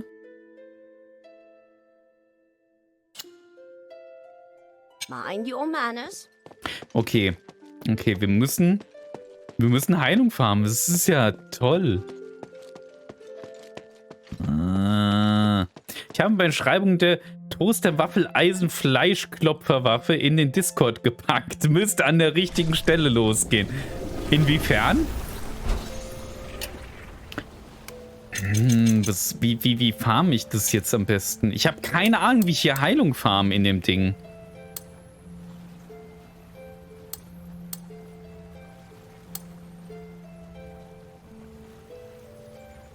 Okay, wahrscheinlich einfach von vorne. Ach, Cold Mirrors Kackproduktbeschreibung. Großartig. Das muss ich mir nachher mal angucken. Ich liebe diese Kackproduktbeschreibungen. Die sind großartig. Also wer die noch nicht kennt von Cold Mirror, Kackproduktbeschreibung unbedingt die Videos sich angucken. Ich lache mich da immer scheckig. Okay, jetzt müssen wir hier irgendwie Zeug umhauen. Toll.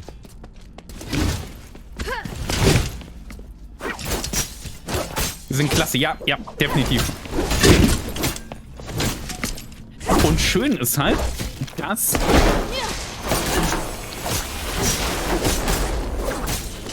ich wahrscheinlich eher noch Heilung verliere auf dem Weg.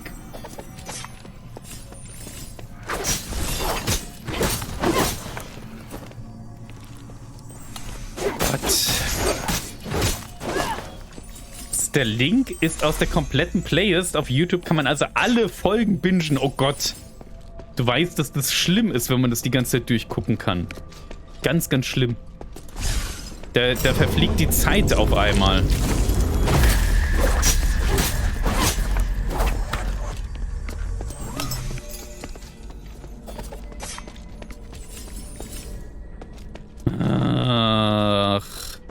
Das Ding ist, bei Bloodborne wüsste ich wenigstens, wo ich jetzt Heilung farm. Ich habe hier keinen blassen Dunst.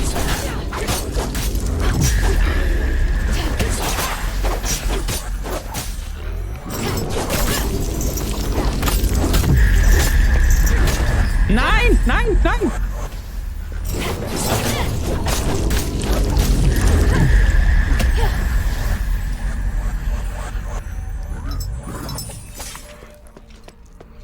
Ich brauche Heilung.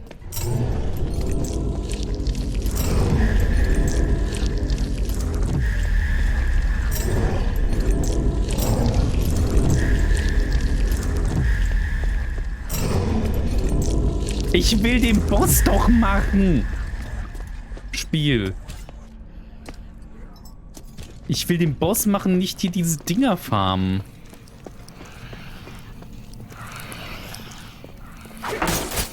Erstmal auf den Discord sneaken, um das Video zu gucken. Du bist gerne willkommen natürlich. Da musst du nicht sneaken. So. Ich will doch Heilung. Ich will Heilung. Ich bin aber so schlecht, dass ich eher Heilung verliere.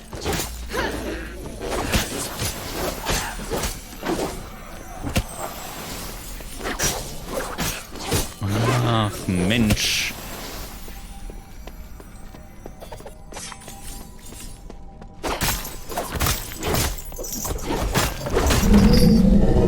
Die haben alle keine Heilung.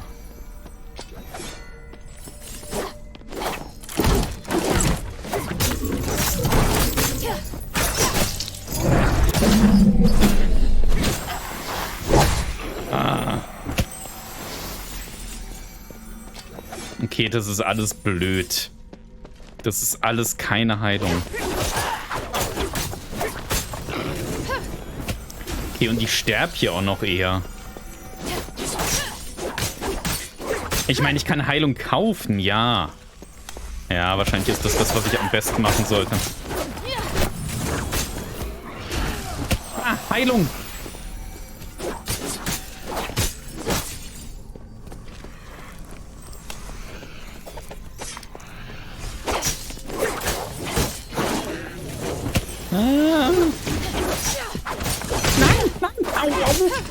Oh Gott.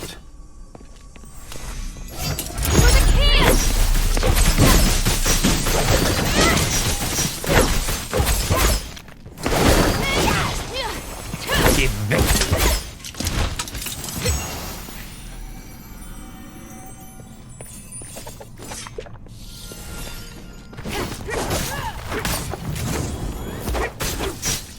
Es klappt nicht so, wie ich mir das gerade vorstelle.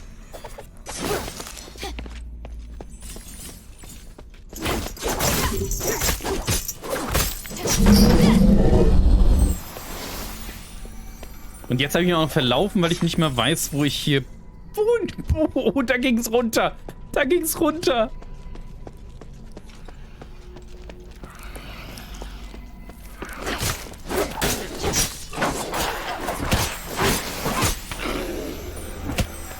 Wo könnte ich hier gescheit Heilung farmen?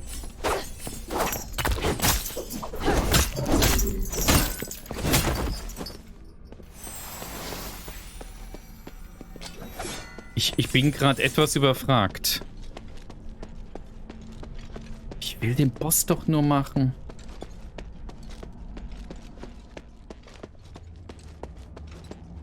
Also bei Bloodborne konnte man wenigstens ziemlich gut... Och komm jetzt, echt? Was? Nein!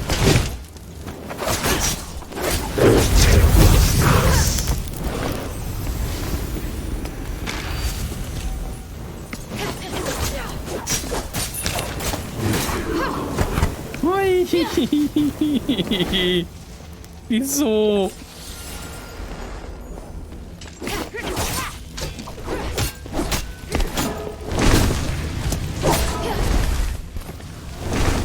Oh, ja.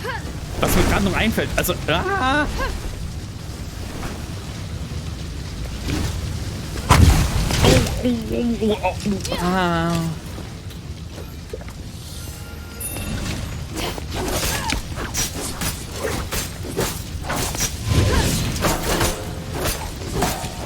Oh, Also zur Not auch bei einfach für die Kack-Produktbeschreibung einfach in YouTube eingeben, Cold Mirror Kack-Produktbeschreibung. Also wirklich genau so.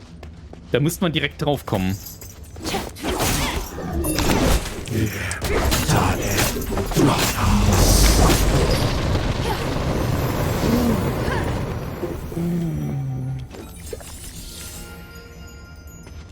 Das war knapp. Das war knapp. Das war viel zu knapp für meinen Geschmack. Gott, Gott, Gott.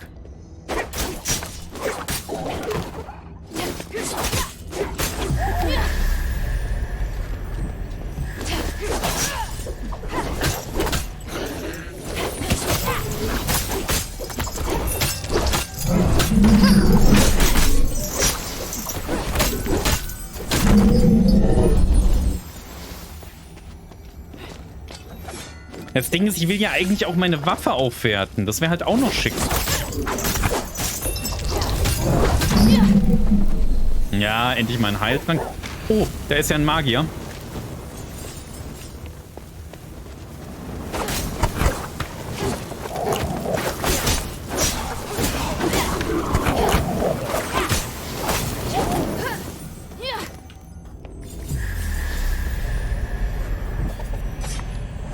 Dieser Level ist stressig.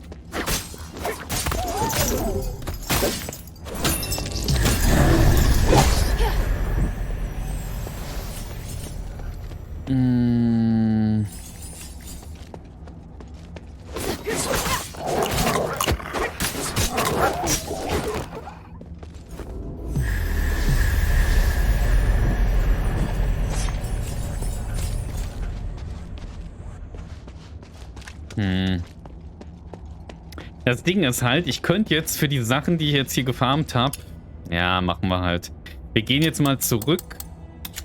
Gott. Wir gehen jetzt zurück, kaufen Heiltränke und dann probieren wir den Boss nochmal. Das wird doch wohl klappen. Sowas.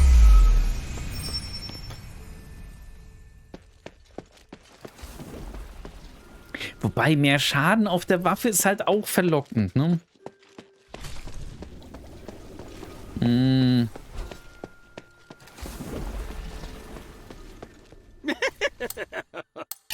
Okay, kriegen wir...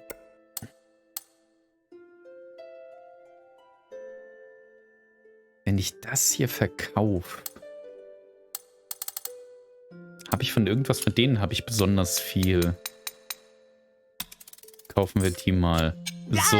Weil eigentlich Waffe aufwerten ist gegen Boss ja jetzt auch nicht verkehrt. Im Gegenteil. Hey, sweetie, what's up? So. Ich könnte weiter aufwerten. Ich brauche jetzt 50.000. Echt jetzt, Leute?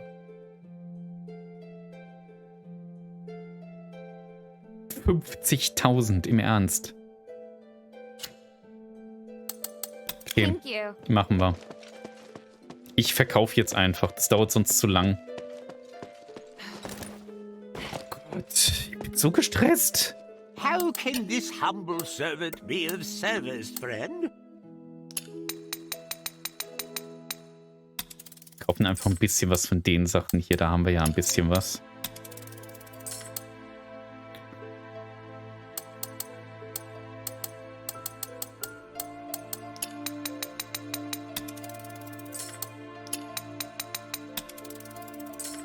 Ah, das wird nicht lang, glaube ich.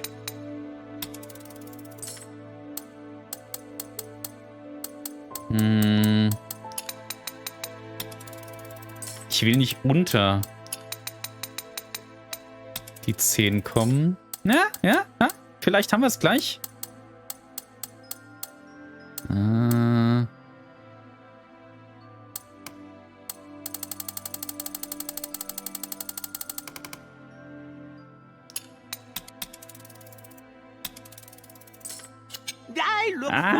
Doch, ja, 5.000. 50.000, sehr schön. Okay, dann können wir die Dolche aufwerten. Haben wir halt immer noch keine Heilung.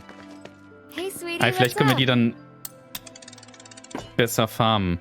Ah, das ist das Maximum anscheinend. Okay, okay.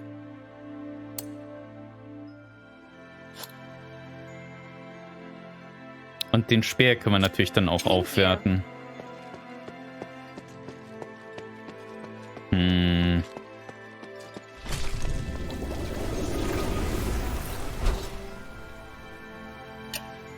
Probieren wir mal was. Gehen wir mal in die Glittering Deeps. Ich dachte nämlich, dass man hier eventuell ganz gut farmen kann. Mal schauen. Weil wir brauchen definitiv Heilung, ansonsten brauchen wir es mit dem Boss gar nicht erst zu probieren. So.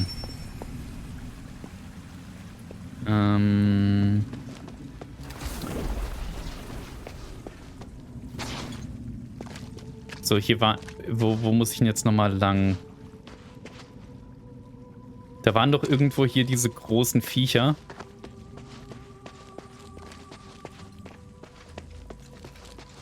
Und ich denke, das sollte doch eigentlich gut funktionieren, die jetzt kaputt zu machen. Genau, du da.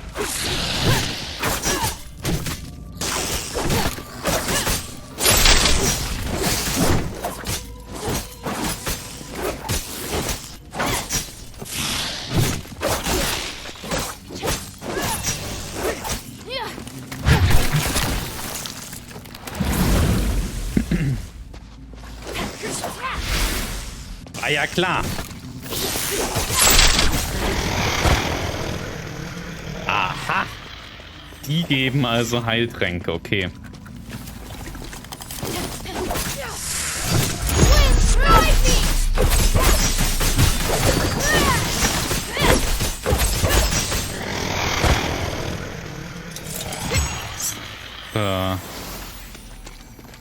Ja, sehr schön. Dann haben wir jetzt hier wenigstens was gefunden, wo wir die Dinger farmen können. Immerhin. So. Aber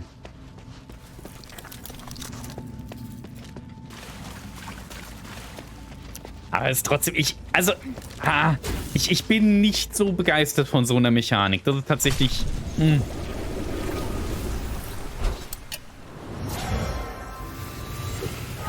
Da ist halt einfach die Estus Flask aus Dark Souls ist einfach das Beste, was es gibt in der Richtung.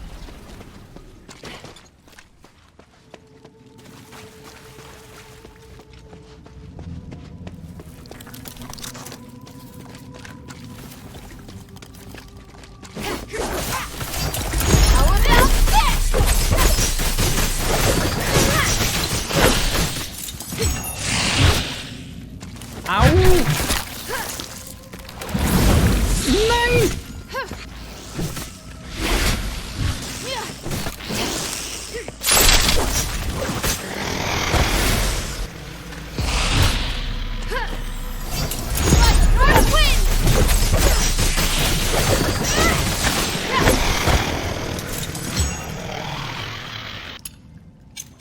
Okay, und ich glaube ganz, wir gehen jetzt mal auf Hitpoints, nachdem wir eben gerade ziemlich vermöbelt wurden. Okay, aber die haben jetzt keine Heiltränke dagelassen, leider.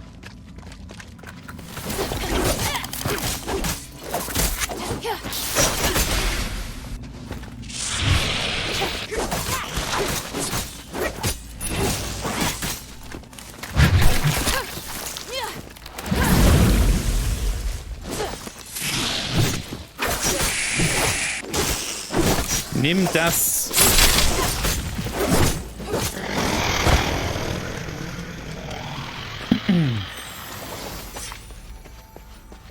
Aber okay, so richtig viel Schaden machen wir halt trotzdem nicht, obwohl wir die Dolche komplett aufgewertet haben. Okay, vielleicht ist es auch das falsche Element, mit dem ich hier kämpfe. Das möchte ich nicht ausschließen.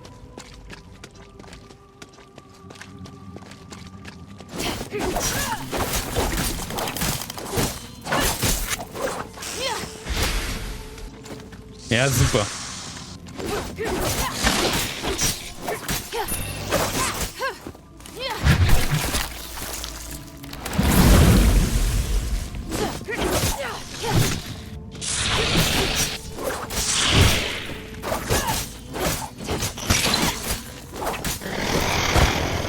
So. Das tut mir natürlich jetzt leid, dass es hier eine kleine Farmsache ist. Das ist doof.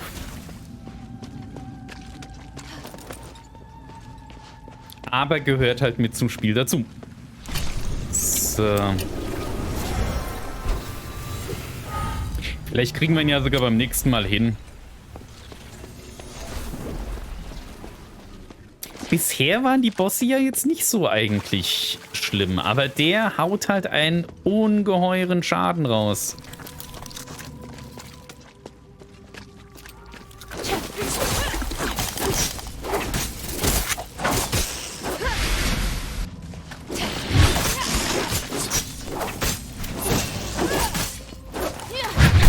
Nein! Nein!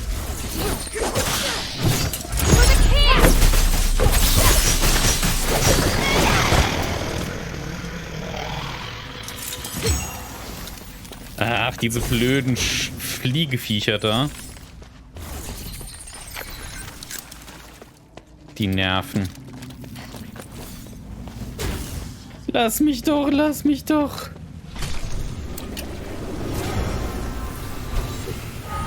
So, einmal rasten. Und wieder zurück.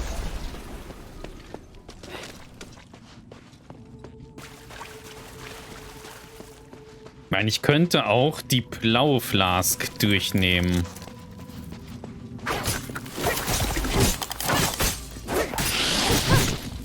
Beim Boss.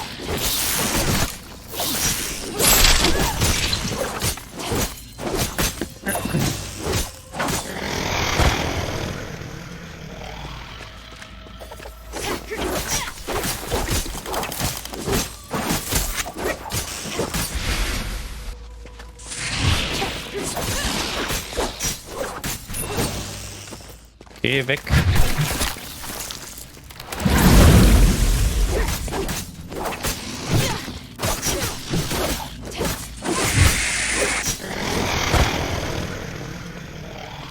Ah, die nerven einfach.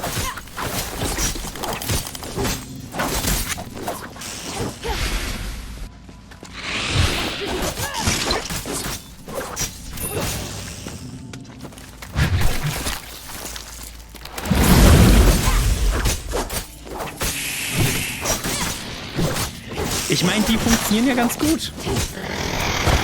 Und die geben eventuell immer mal wieder so Zweier-Flasks. Das ist okay.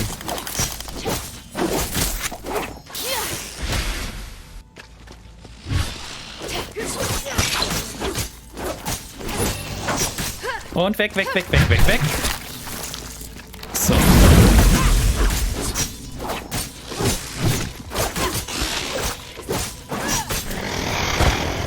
Ja, wahrscheinlich kann ich diese Aquamarine Symbiosis auch dann eintauschen gegen Heiltränke.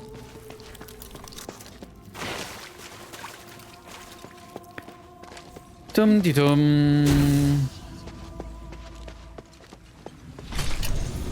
Ich meine, wir haben jetzt allein, dadurch, dass wir die gemacht haben, sind wir wieder auf 16 Flasks hoch. Dann können wir mit dem Starride, das wir hier gefarmt haben, können wir dann noch ein paar Heiltränke dazu kaufen. Könnte klappen.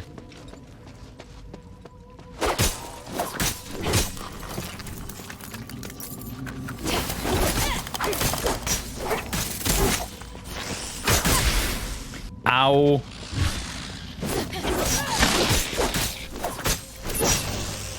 Weg, weg, weg, weg, weg, weg.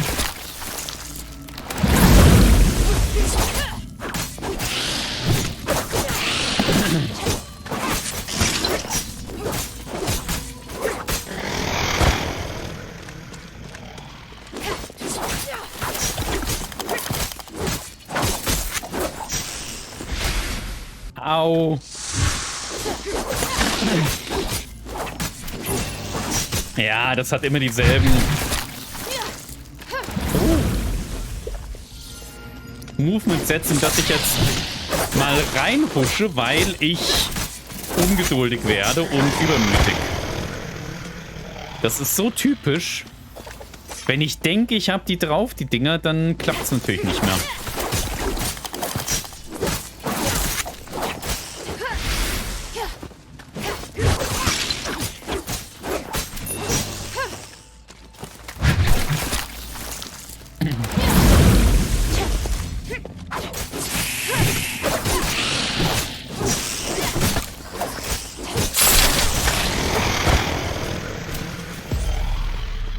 Und wieder ein Level. Spannend. Ja, da gehen wir jetzt mal auf Hitpoints. Ich glaube, wir haben einfach so wenig Hitpoints gelevelt. Das hat sich wahrscheinlich gerecht, tippe ich mal. Es ging halt bisher immer ganz gut mit so wenig Hitpoints. Vielleicht könnte ich sogar mit den Trinkets noch ein bisschen was machen, aber das dauert halt auch noch richtig, sich da mit den Trinkets dann auszurüsten und nee. So, eine Runde machen wir jetzt noch. Und dann gehen wir wieder zum Boss. Gott, wir haben hier kurz vor 11 schon wieder.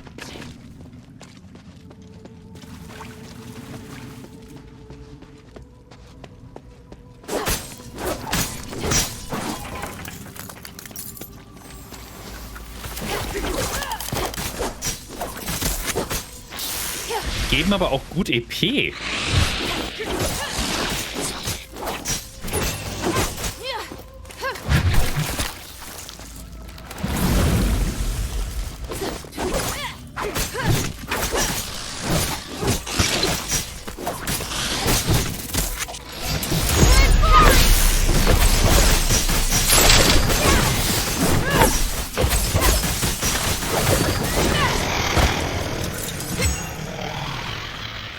Das war ein zweites, das dann noch dazugekommen ist, das Mistvieh.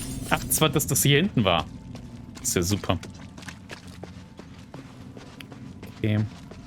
Aber das hier ist, glaube ich, gar nicht mal so eine schlechte Stelle zum Farmen von den Dingern. Okay. Gut zu wissen.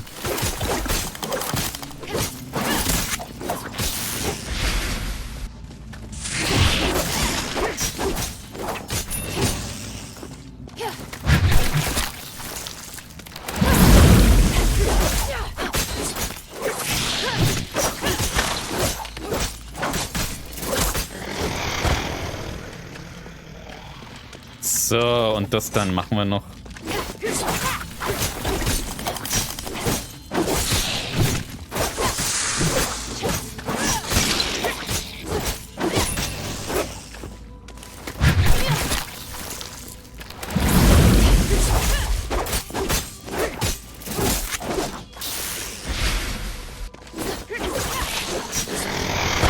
Ja, schade, keine Heiltränke mehr.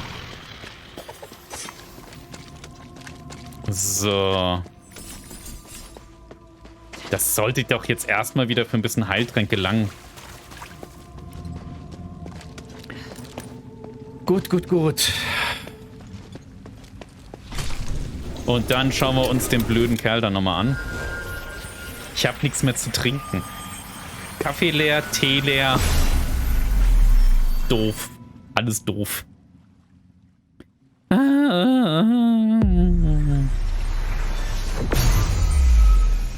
Gut. Geh was holen. Ja, aber dann muss ich aufstehen.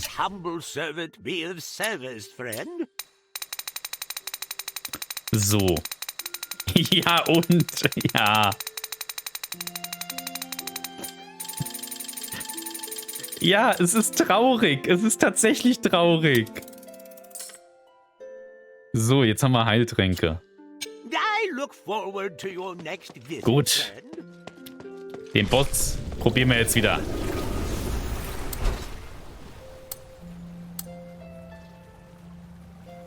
Das ist gemein, Jorinde. Das ist so gemein. Okay. Jorinde hat gerade Cheers eingelöst. Ich muss mit irgendwas anstoßen. Ich bin gleich wieder da. Ich hole mir gerade ganz schnell was zu trinken. Wahrscheinlich einfach Wasser. Ich hole mir wahrscheinlich einfach Wasser. Bis gleich.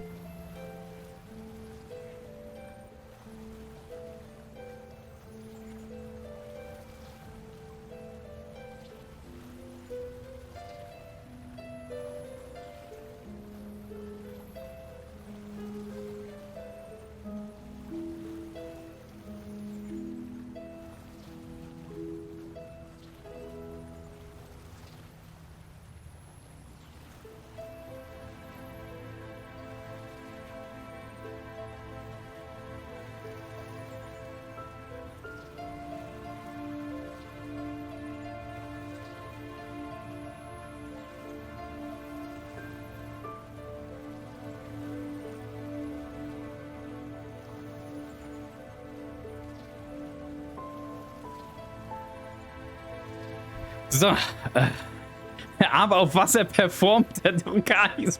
Hast du da mitgeschrieben, wann ich besser performe mit welchem Getränk? Mit welchem Getränk performe ich denn am besten, Eulenviech? Und Prost, Jorinde, auf dich. Also jetzt habe ich ja wenigstens wieder was zu trinken. Immerhin. So, wir teleportieren jetzt mal da runter. Ich möchte übrigens sagen, ich habe eben gerade größte Willensstärke bewiesen, weil, als ich Wasser geholt habe, habe ich gemerkt, dass meine Frau ihre Plätzchen fertig gemacht hat und die liegen jetzt in der Küche. Und ich habe keines davon genommen. Ach so? Ach, du hast mir eins hingelegt. Ja. Meine Frau hat mir ein Plätzchen hingelegt und ich habe es nicht gesehen. Es ist aber tatsächlich Willensstärke. Ich finde, das ist genauso Willensstärke wie eine Chipstüte vor sich liegen haben und nicht in die Chipstüte greifen, wenn da was drin ist. Top 3 deine Lieblingsplätzchen. Lieblingsplätzchen. Meine Mutter hat tatsächlich sehr, sehr gute Plätzchen gemacht. Wobei die Plätzchen, die meine Frau letztens gemacht hat, die waren auch ziemlich gut. Und das muss ich ja jetzt sagen. Weil sie hört zu. Was? Du hattest da irgendwie so Marzipanplätzchen, glaube ich, ganz gemacht. Die waren doch... Nee, diese Amaretto-Plätzchen. Meine Frau hatte so Amaretto-Plätzchen gemacht. Die waren richtig gut. Aber ich muss ja eine Top 3 machen. Also, ich mag die Rumkugeln von meiner Mutter extrem gerne. Ich mag...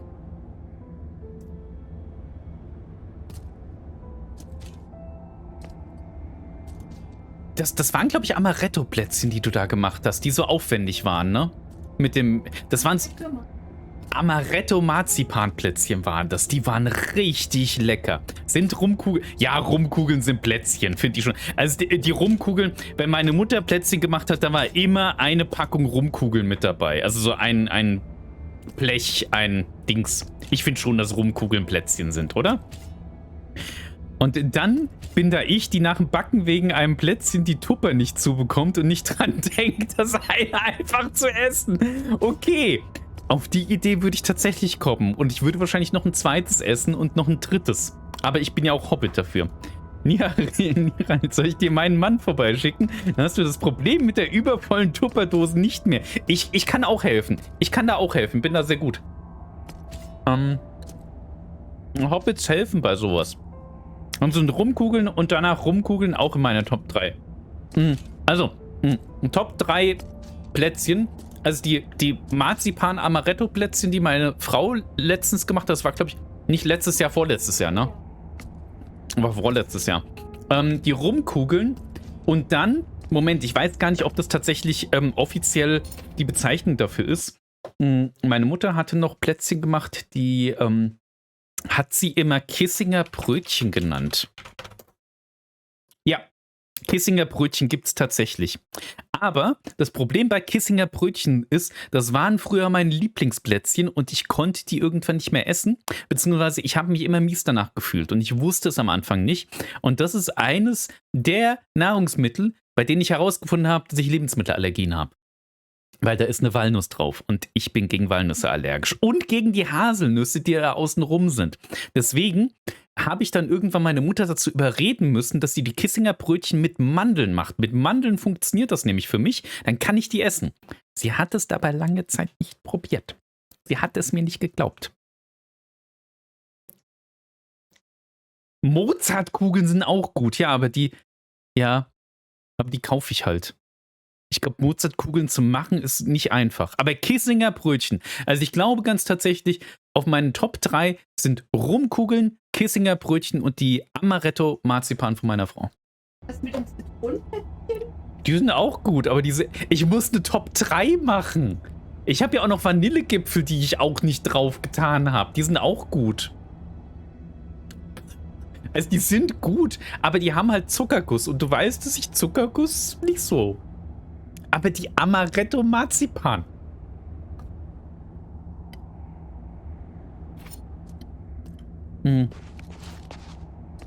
Oh. Jetzt ist es weg. Weg in zum Bosch. Bin ich gestärkt. Aber ja. Die Zitronenplätzchen, die sind auch gut. Aber es ist schwierig, auf eine Top 3 das zu reduzieren. Ich glaube, meine Frau ist ein bisschen enttäuscht.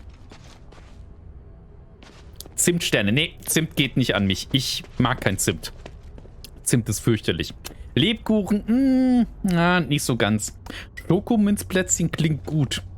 Und Rumkugeln, ja. Ich liebe Rumkugeln. Also jetzt nicht als Tätigkeit, sondern als Plätzchen. Vanillegipfel liebe ich halt auch. Und ich finde, also ganz ehrlich, dass Vanillegipfel nicht bei mir auf den Top 3 ist, das ist halt schon wirklich... Die gehören da nämlich eigentlich auch rein. Die gehören da rein. Eigentlich. So, komm her, Boss.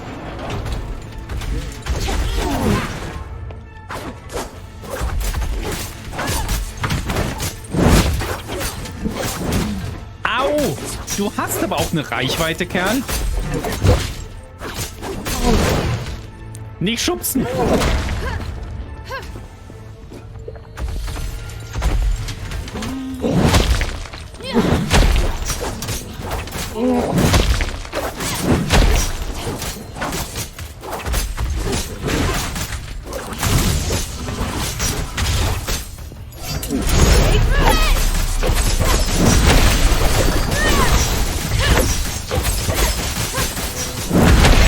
Au, ich will hier weg. So. Nein!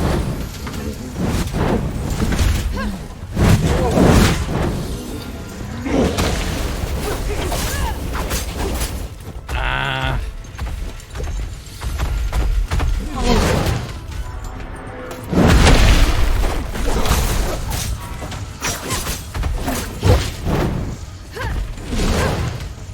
Ach du Mistkerl.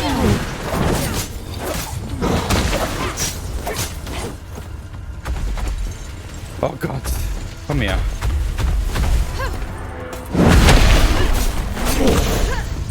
oh, oh, oh, oh.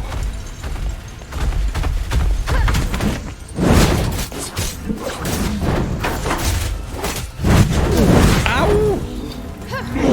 Nein!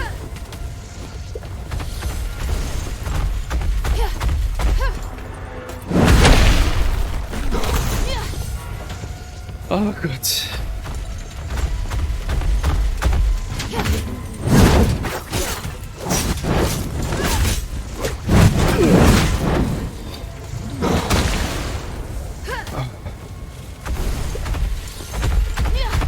Ich will mich doch heilen!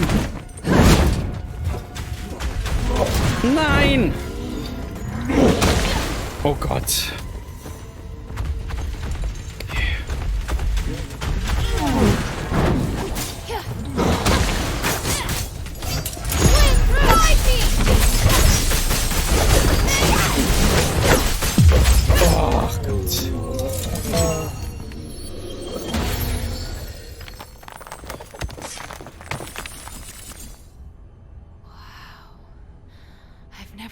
Magic door like this before.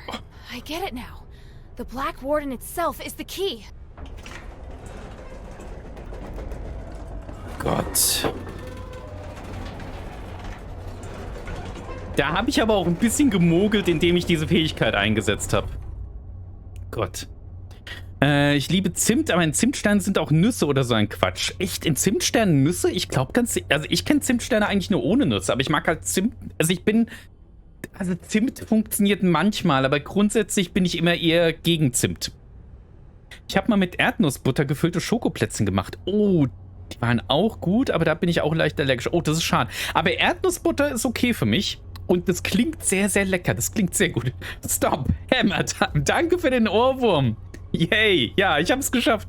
Ich mache flüssig...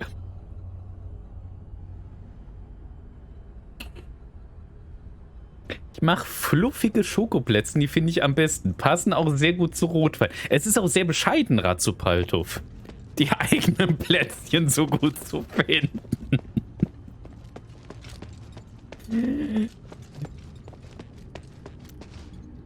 So. Aber ich selbst kann halt einfach keine Plätzchen machen. Also könnte ich vielleicht schon, aber ich bin einfach zu faul dafür. So, jetzt gehen wir hier hoch. Jetzt ist Hilda sauer. Okay, wer seid ihr denn? Ich meine, die Viecher, die sieht man vorher immer mal wieder, aber wieso sind die hier? Naja, Mandeln sind in Zimtsterne und ich mag das nicht, also überhaupt gemahlene Nüsse. Mandeln oder so in Teig. Sind Mandeln überhaupt Nüsse? Also Mandeln vertrage ich nämlich und ich kann ja fast keine Nüsse essen. Ist für mich eklig. Oh, okay. Okay. Es ist schade zu hören, natürlich. Was ist das da für ein blaues Zeug?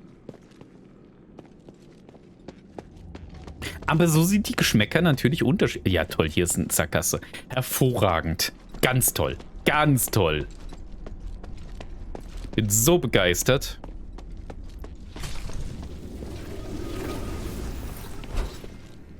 Ah. Tag.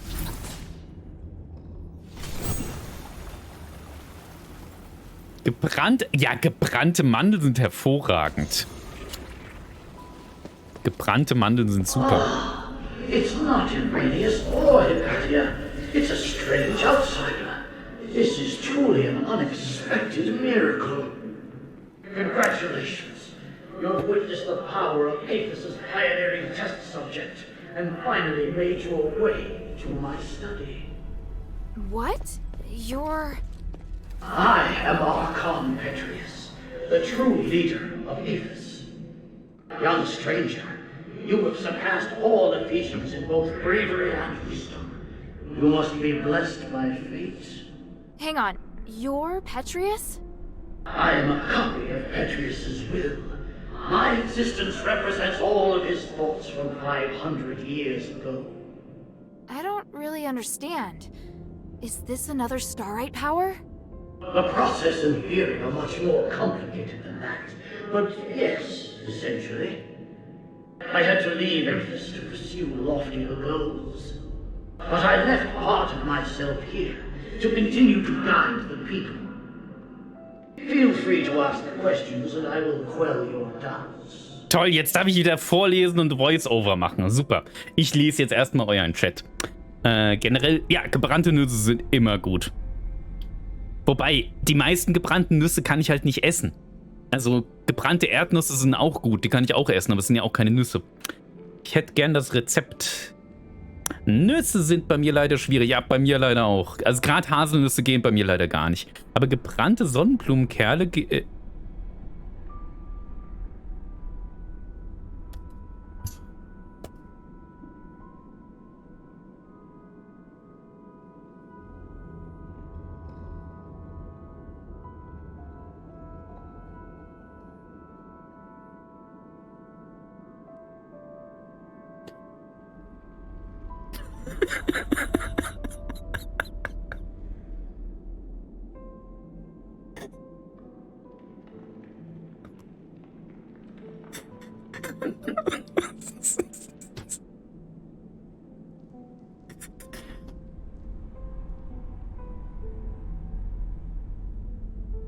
Ich kann heute echt nicht lesen.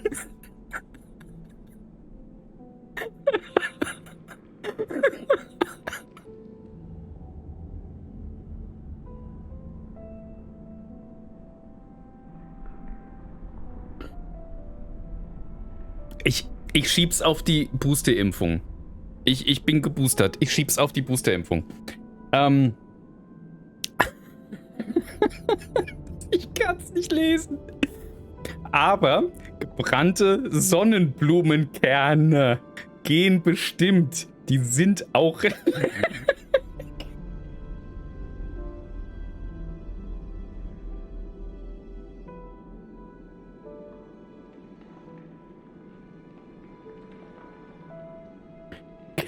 Kleinen Moment, ich muss mich mal ausschalten.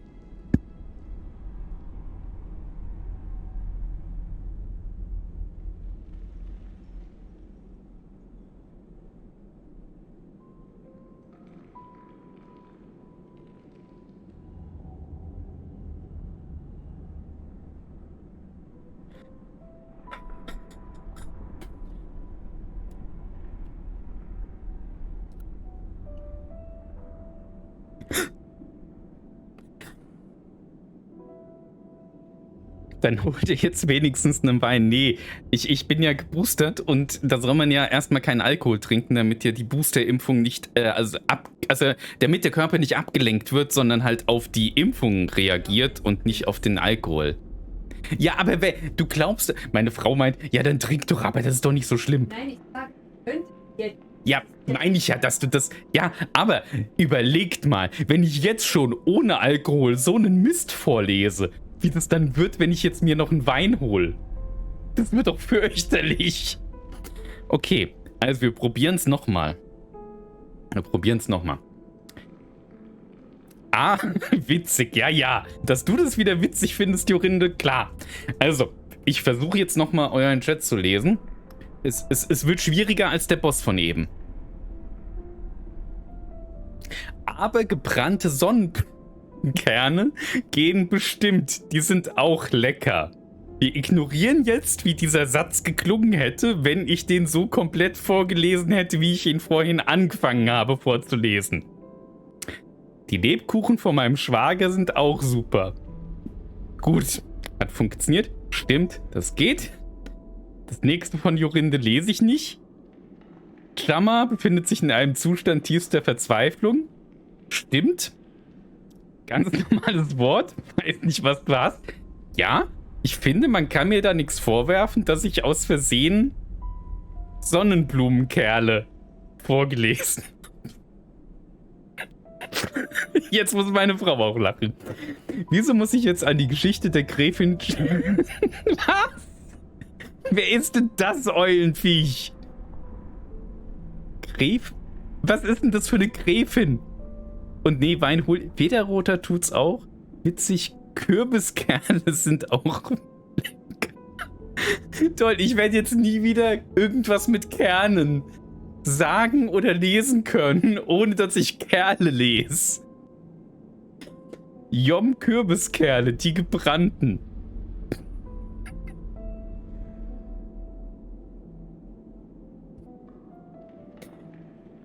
Also das ist nicht ganz safe for work. Es sind sehr zweideutige Witzchen drin. Darf ich es im Discord teilen?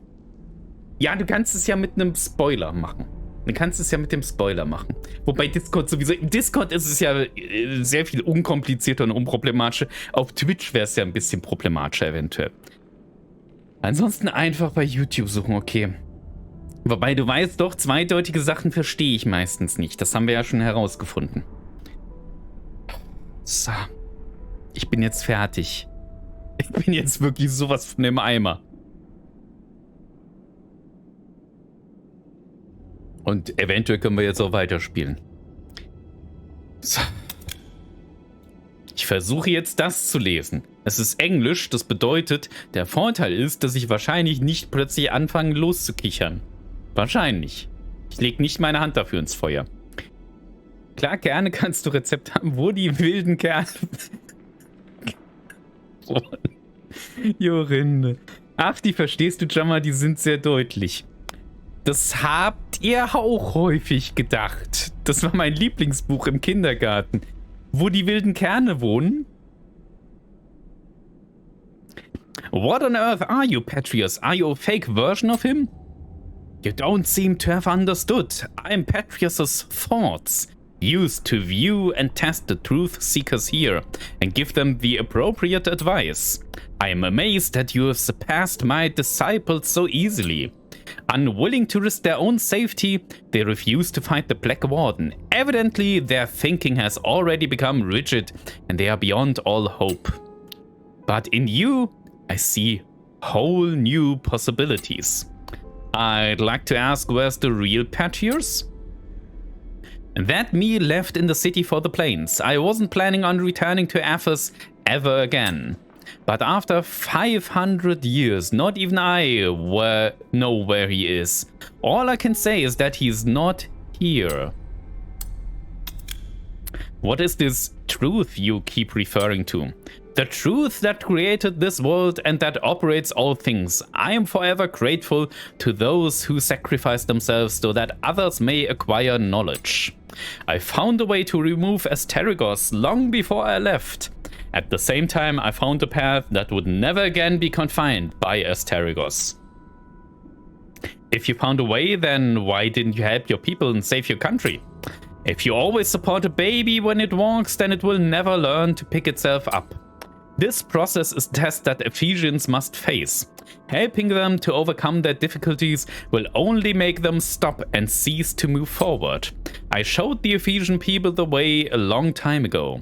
How they use these clues and resources depends on how wise they are. Hold on, who did you give it to? There are many ways and they apply to different people. I gave one to my apprentice. I also gave one to the person fit to guide Aphes' future. And I am about to give one to you. You made the Black Warden? Why would you do an experiment like that? I find the shallowness of that question quite shocking. The idea of the Black Warden didn't start with me, but it inspired me to take this path. It allowed me to explore the limits of the body and soul, and then finally get to the truth while probing into the Titan's energy. I'm sure you've seen a so-called phylactery. Amazing, aren't they? Is this lich? Phylactery? If you mean the Black Warden, that kind of pathetic? No, not the Black Warden. That was just my first attempt. I get it now. You haven't realized that my greatest achievement was right in front of your eyes, have you? Then wait and he will answer you himself. Oh, ich hab fast eine Vermutung. Since you're a copy of Patrius's will, do you know where the Archon relic is? Yes, and having passed the test, it is there on the desk as your reward. The relic! You're giving it to me just like that? Yes, you probably are aware that a secret is hidden within it. Now you are free to use it. Make the most of my aid, and do your best to keep up, my new disciple. Ich bin nicht der New Disciple. I don't want to be some disciple. Ja. Hang on a minute. Und weg ist er. That strange orb. never mind. At least I found the relic. Und ich habe den Boss This verprügelt. painting. Petrius, Hypatia, and Iranius. Sure looks a lot like someone I know. I'll have to talk to him later. I'll just take the relic for now. Ja, ich hab's fast vermutet, dass das eventuell, mit dem wir vorhin gesprochen haben, der Aganon. Ja. You did it, child. The three praise you. How did you... Wait, where's Otto? He's fine. I have him in a safe place. But you won't be able to find him until after you've listened to my demands. I knew you were dangerous. You should come clean about who you really are, Iranius. I see. You must have seen the painting. I hadn't expected that, but it doesn't matter. I was going to reveal my identity sooner or later. I was once Petrius's assistant, his disciple, and a fellow prisoner. But we fell out long ago. Because of that, the other zealots regarded me as the enemy. I was only safe when I was in my cell. I don't care about that. What matters is that you deceived me. I didn't mean to hide anything from you. I just don't think you need to know all of the complexities of the situation. You've misjudged me and my understanding of the city. Now where's Otto? If you help me, I'll bring Otto back to you.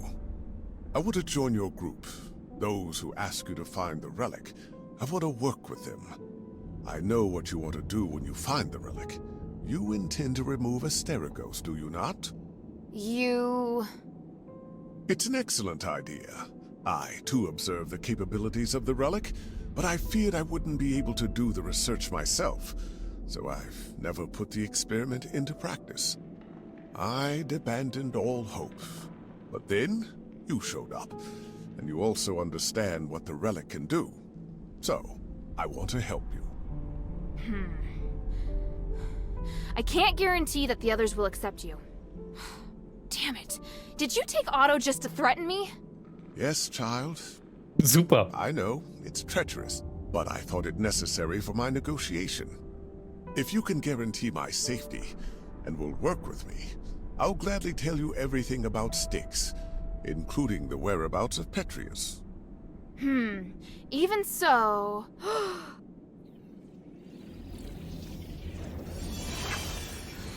What's that? My soul. You've seen the Black Wardens, so you should be able to understand why I'm doing this. Time and time again, Petrius crossed the line, and in the end, he trampled on my body and my mind. Now, I neither belong to the living nor the dead, and I'm unable to have a real existence. Take it and tell your leader everything I told you here. What I can give will be of great benefit to you. You'll come to understand that you need me. As for the boy, he still needs constant observation. I'll keep him safe for you. Wie nett. When you're ready, go to the Fallon Trail mission. Otto and I will be waiting. Not giving me much of a choice. I don't have much of one myself. For me, the Adherents may be the only place I can go. You have questions, child? Ich verabschiede mich ins Bett. Viel Spaß euch noch dran. Vielen Dank fürs Reinschauen, Nirahil. Ich wünsche dir ein hervorragendes Wochenende, einen hervorragenden Start in die nächste Woche und natürlich auch eine hervorragende Weihnachtszeit, weil heute ist der letzte Stream für dieses Jahr gewesen, zumindest der letzte reguläre Stream. Vielleicht machen wir zwischendurch nochmal einen Handstream oder so, aber auf jeden Fall eine gute Nacht und einen guten Start in die nächste Woche schon mal. Das wünsche ich euch natürlich auch. Danke, danke. Schlaf gut. Wenigstens ist er ehrlich. Ehrlich, aber ganz ehrlich, wenn er von vornherein ehrlich gewesen wäre. Sie hätte ja nicht unbedingt einen Grund dagegen gehabt, ihn aufzunehmen oder so. Aber so ist er halt echt sketchy. Also, du magst ihn. Wieso? Ich finde ihn suspekt. Ich finde ihn suspekt. You're able to separate your soul? Does that make you the same as the Black Warden? All I can say is, this is another result of the experiments. It's not a pleasant result, and I'm certainly not happy about gaining this ability. On the contrary, I'm tormented by it. I'll put a noose around my neck before I use this twisted ability. That's the reason I've never been able to pass Patrios' test. All this, it's just beyond me. Well, you have no more understanding of magic than a newborn baby after all. But that doesn't matter. Give it to your leader and I believe they'll understand. Ich finde den mega sympathisch. Ja, Ulfig. Also Jorinde und du haben manchmal einen komischen Geschmack. Und Geisterfuchs. So, you are Patrios' assistant and disciple. Anything else you're hiding from me? I haven't lied to you. There are just a few things I haven't told you. Tollen Haarspalter ist auch noch. In that case, why are you lying about your name? I'm both Irenaeus and Aganon. I changed my name a long time ago. I'm safer that way. It wasn't to deceive you. That's what you say. I understand you don't like the way I've acted, but actually I saved you. I helped you. Haven't I proved my sincerity through my actions? Was habe ich denn jetzt schon wieder gemacht? Nichts diesmal, Jorinde. Aber ich sage nur Subnautica und wer die ganze Zeit für die Fische gejubelt hat, wenn sie mich auffressen wollten. Ich sag doch, der ist sympathisch. Patrios left behind his will. It said he's no longer in Aphes. If that's what he said, then it's true. It's ironic. Ich sollte vorher lesen, wer das sagt. Ah, Hugo, genau, Hugo und Hubert. It's ironic, Patrios' will still seems to regard you as his disciple. He truly believes that immortality is the greatest gift. Ha! That's just his insane excuse. If you really want to talk about immortality, look at Asterigos. There's been no shortage of zealots who even regard that as a blessing. Now we have no way of understanding what that blessing is. Tell me clearly, when did you two part ways? After he took control of Styx and let the zealots do their research here. I always assumed he was looking for a way to remove Asterigos. But in the end, I found that wasn't the case. He'd already strayed from the path of the gods. Which means to say that at least for a while, you took part in the research and experiments. And you have something to do with these experimental subjects who've been locked away in cells. In the past, I assisted Patrios with some of the magical foundation of bodily enhancement and restoration. But those experimental subjects that you are up against, they are all the results of the Zealots' research. Ha! But before that, we don't know how many people died for the sake of your experiments. Ich fand Lucy bei Subnautica am besten. War das der Riesenwurm? Hey, lasst meine Mieze da raus. Wieso Mieze? Heißt die Lucy? I feel ashamed, but the damage has already been done. And I will do all I can to atone for my transgressions. Echt? Die heißt so. However, okay. With my knowledge of magic and theology, I can help you save Aphes. Don't lay the burden at my feet. An outsider like me shouldn't get to decide. Don't worry. If your leader has any sense, she won't refuse. Damn. Now I understand why you became a political prisoner. If anything happens to Otto, then by the winds, I'll make you pay. Go ahead. My soul is in your hands. And don't forget to take the relic. Aber Eulenviech, du magst den Typen, ich mag Hilda. So. Da hat sie wohl Namenstag nächste Woche. Oh, okay. Der Riesenseedrache in der Lavahöhle. In der Lavahöhle?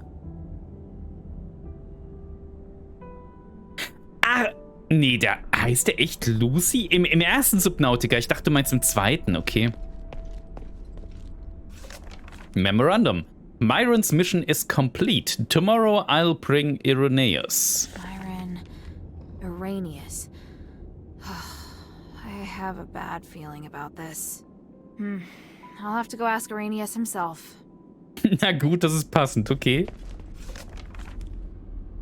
High Priest Patrius and two of his most talented students, Irenaeus and Hypatia. The painting is to honor their outstanding performance in the Mystic Academy. Yay, oh Gott. Lesen, wie schön. Meine Lieblingsbeschäftigungen spielen. Lesen. To Patrius. The magic-resistant amulets you provided played a key role in purging Stellar Mine. We have successfully set up a protective net beneath the hollow, but we are unable to get in again. What the hell is lurking within the deeps anyway? Is it a monster or is it magic? The strange whispers coming from inside are enticing many of my soldiers. I will allow you, under the supervision of Warden Aegidius, to extend your tower research, but you must give me a clear answer within a year. Archon of Legion Marble. Im ersten, meine Tochter und ich haben den Namen ausgedacht. Ach so, ich habe gedacht, es wäre mal wieder ein Community-Namen. To Patrius. I lost an entire squad of elite soldiers while purging the glittering deeps today. There was a serious flaw this time in the amulets you gave us, but I do not believe that that is a mistake that someone as shrewd as you would make. Do not play games with me. If this kind of thing happens again, I will purge Styx. To Patrius. Why do you suddenly want so many prisoners? You say you are researching a way to remove Asterigos, and I have been sending you people for the last several hundred years. But what have you achieved? The city is still enveloped in the shadow of the Nexus, and our starlight resources are dwindling by the day. Until you give me a clear-cut answer that I can take to the people, I will no longer agree to any of your requests. A week has gone by and you still have not responded about the situation in Styx. The warden is no longer coming out to give me reports, and the 10 soldiers that went to Styx to investigate are now missing. I think you have some explaining to do. If there's anything in Styx you need help with, do not hesitate to ask. It is unacceptable for you to remain silent on this matter. If you fail to reply to my letter within 7 days, I will consider you to have broken our agreement. I will then regard Styx as an area that needs to be purged. I ask that you conduct yourself with honor. Marble has never attacked Styx. What he wrote in the letter was a bluff. Wouldn't the other side have the gall not to respond only if they were certain of that too? Okay.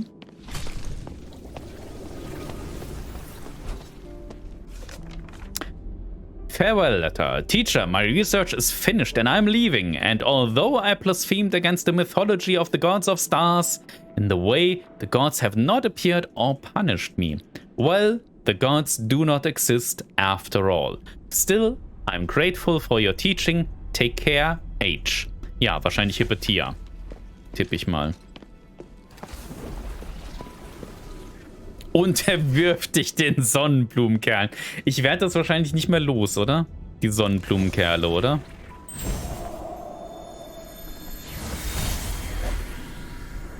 How are the experiment's subjects performing today? 2 of the calves survived, but barely. The rest died. I've recorded the results in the notebook, Master. And the new materials? I've prepared what we need for today. Excellent. And the ether? Here, Master. Thank you, Arrhenius. It's going to be another busy day. Are you ready? Of course. I am at your disposal, ready to deal with any problems. For the gods, for the people, and for my master. And for your future as well. You're part of a great cause, and you will share in the glory of the gods with me. Oh, I would be truly honored. Ach, irgendwann sagst du einen anderen Mist. Bestimmt. Und dann kommt der dazu. Guck mal, Eulenviech, das ist eine Eule da oben. Auf dem Bild. Are the gods guiding me back here again? Do they want me to face everything once more? Ja, Eule. Ich finde Eulen super. So. Ich will hier unten aber eigentlich noch mal was nachgucken. Wir rasten jetzt erstmal. Dann teleportieren wir uns zurück, weil da war nämlich noch so eine Barriere, die wir doch jetzt garantiert durchbrechen könnten.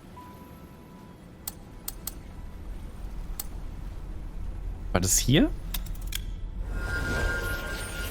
Ich glaube, das war da.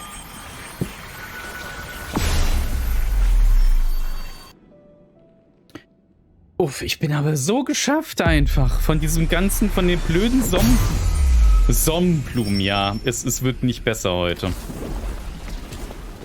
Es wird einfach nicht besser.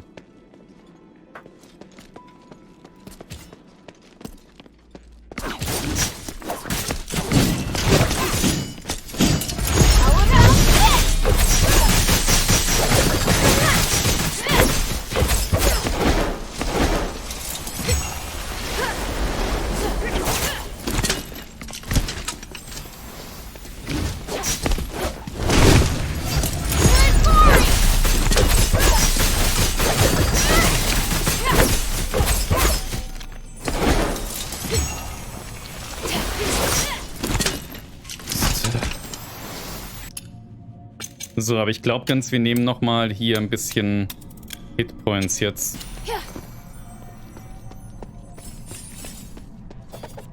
Nachtigallen sind besser. Nicht besser, anders, aber Nachtigallen mag ich auch. Also generell Vögel sind halt super.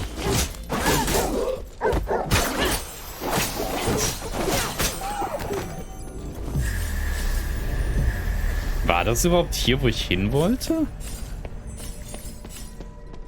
Ich glaube nicht.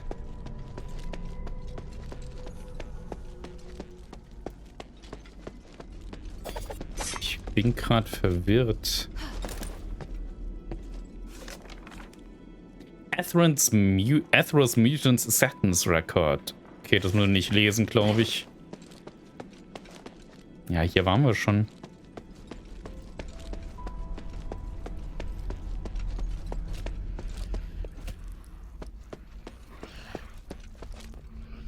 Ja, hier ist ein... Okay, hier wollte ich eigentlich, glaube ich, nicht hin.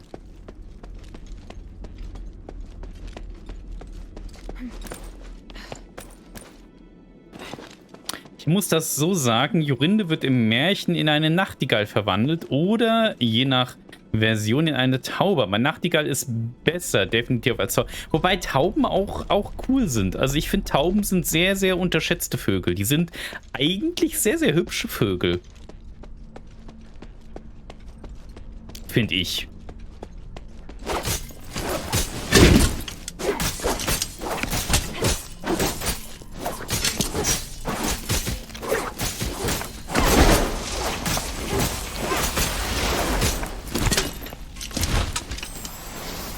Eulen sind schon sehr cool und ja, definitiv. Und Raben. Raben auch.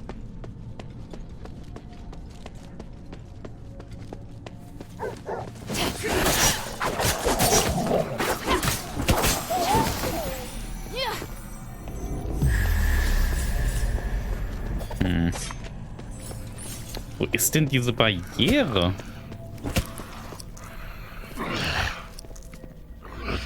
Irgendwo ist da ein Vieh.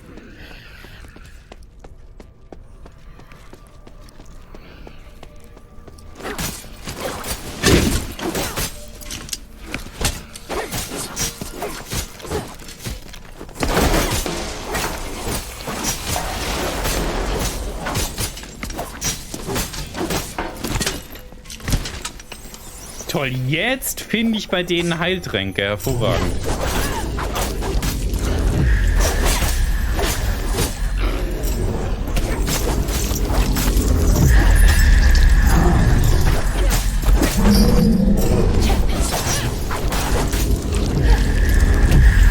Nein! Mistviecher.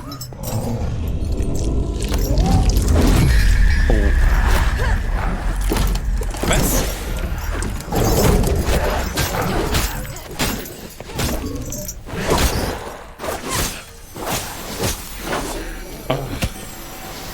Zurück vom Abendessen und bist immer noch in der gleichen Location. Ja, aber wir haben den Boss besiegt.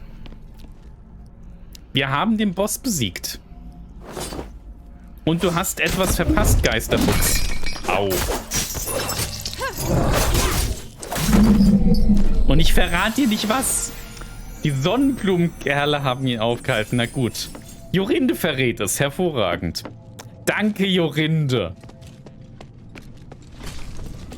Vielen Dank. Bitte, bitte, ja. Hast du gut gemacht.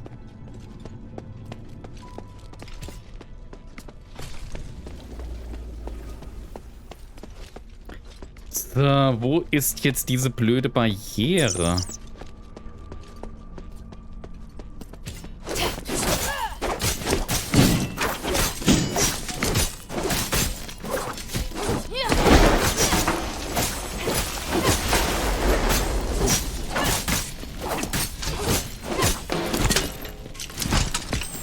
Hat Eulenviech ein Video für Geisterfuchs? Nein, bestimmt nicht. Sonnenblumenkerle, ist das sowas wie ein Men in Black für Veganer? Nicht ganz.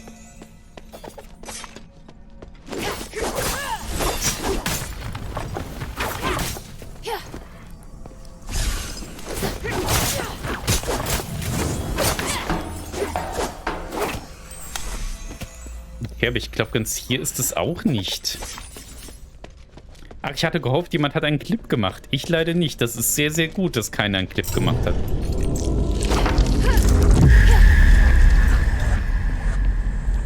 Ah, hier. Hier ist diese Barriere. Aber, hä?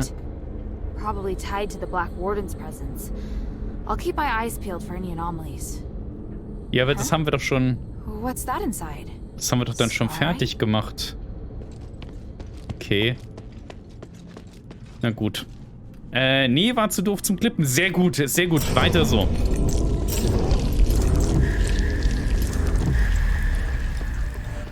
Timestamp? Nein, gibt's nicht.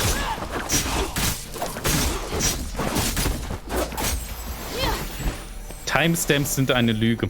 Und außerdem, das ist garantiert nichts, was witzig ist, wenn man sich's nochmal anguckt.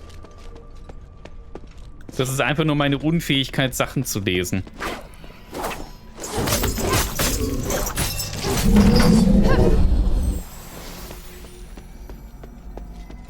Okay, aber dann ist ja hier gar nichts mehr ansonsten. Das ist ja doof.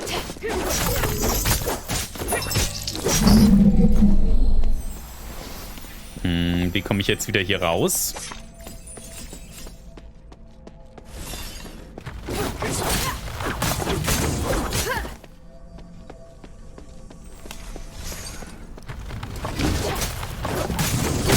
Oh.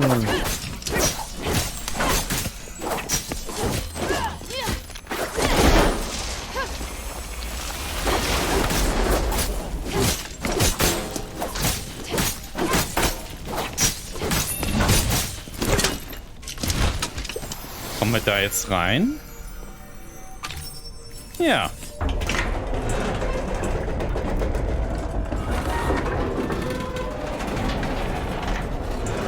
Okay, hier ist wieder so ein Hund. Vor 15 Minuten oder so. Ich glaube, es war länger her. Ja, Jammer, versohl ihnen den Hintern. Mach ich.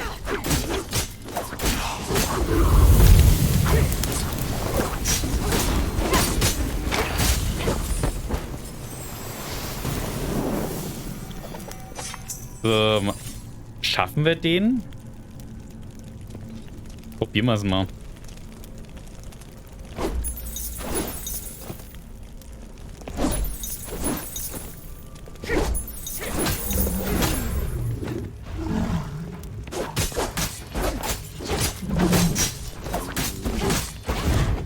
Au. Oh. Okay, der ist noch heftiger als der andere.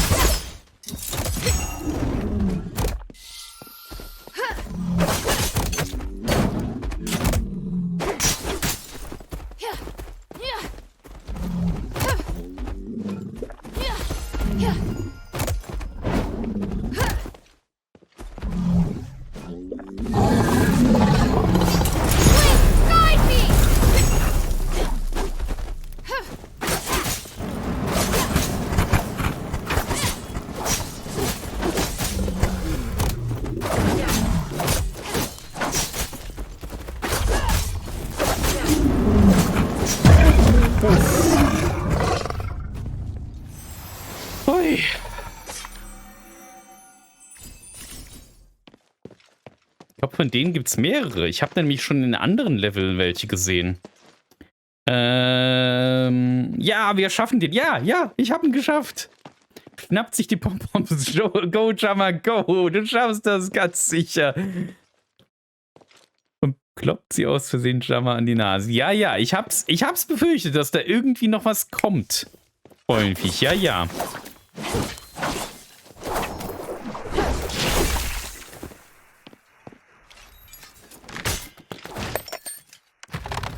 So.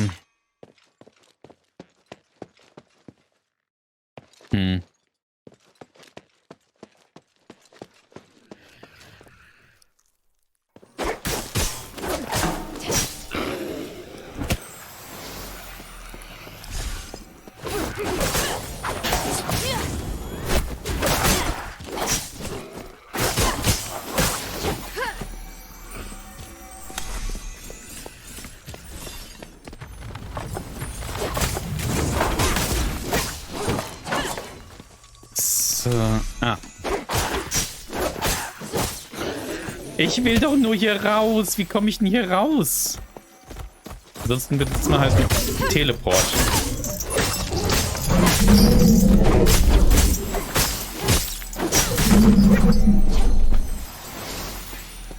Geht's hier raus? Nee, ich glaube, hier geht's weiter. Hervorragend.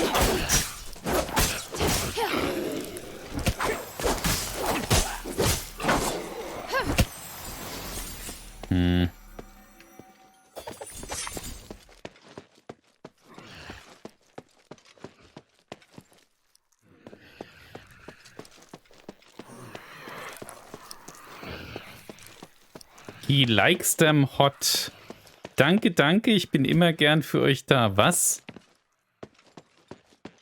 He likes them hot? Was hast du da geklippt? Was hast du da geklippt, Geisterfuchs?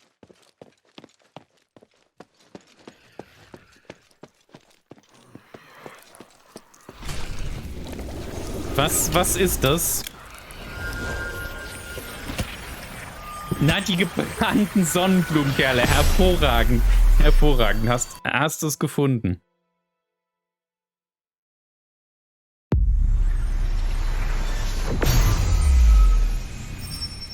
Ach ja. Maybe I should bring this back to Minerva first.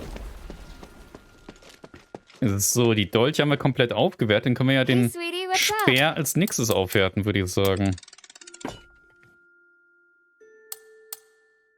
Quenching Solution brauchen wir. Toll, jetzt haben wir... Ich glaube, nachdem wir eben gerade so ein Problem mit Heiltränken hatten, werden wir jetzt wieder Heiltränke kaufen. Geisterfuchs ist der Beste. Ich, enthalte mich.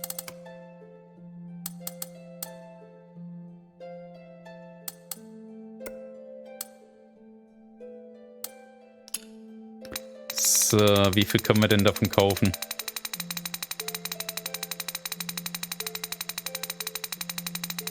Ja, ein paar. Machen wir.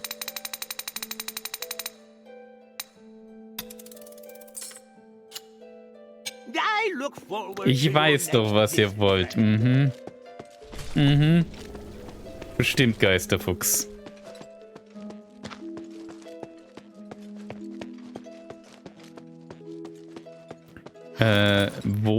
Wo war jetzt eigentlich die Frau von dem Schmied? Ich habe total den Überblick verloren. What do you need? Mind your manners. Welcome back, Hilda. Any news from Styx? Do you know Aganon? Or rather, Arrhenius? By the gods, I know Arrhenius. He's one of Petrius's henchmen. You've had dealings with them? Petrius is nowhere to be seen. I've only spoken to Arrhenius, but they seem to have had a big falling out over some disagreement. So Arrhenius wants to give his knowledge, maybe even his soul, to the adherents in exchange for shelter. His soul? He said that? Yes. Take a look at this phylactite. It sounds utterly absurd. I can't believe that he and Petrius would have had a falling out. He's very loyal to Petrius. If this isn't a trick, then what could have happened? But he is really the only person that can give me the details I need on Styx. He says he'll wait for your answer at the Fallon Trail mission. I need to analyze this phylactite first. Before I do, could you get me some more information? Petrius's crazy disciples occupy most of the prison, and they're conducting experiments on prisoners. Really? It looks like Marble and Petrius made some kind of pact to maintain the balance through terror. Right. With no warden and no Petrius and Styx right now, all the prisoners and fanatics are free to do their own thing. The whole situation there is perfect for the Physikoi's crazy experiments. If it's not madmen and monsters roaming around, it's innocent people just waiting to be captured and experimented on. Are they also using stardust? Not everyone needs it. Just like the Ethris cultists, those Physicoi can transform people into monsters.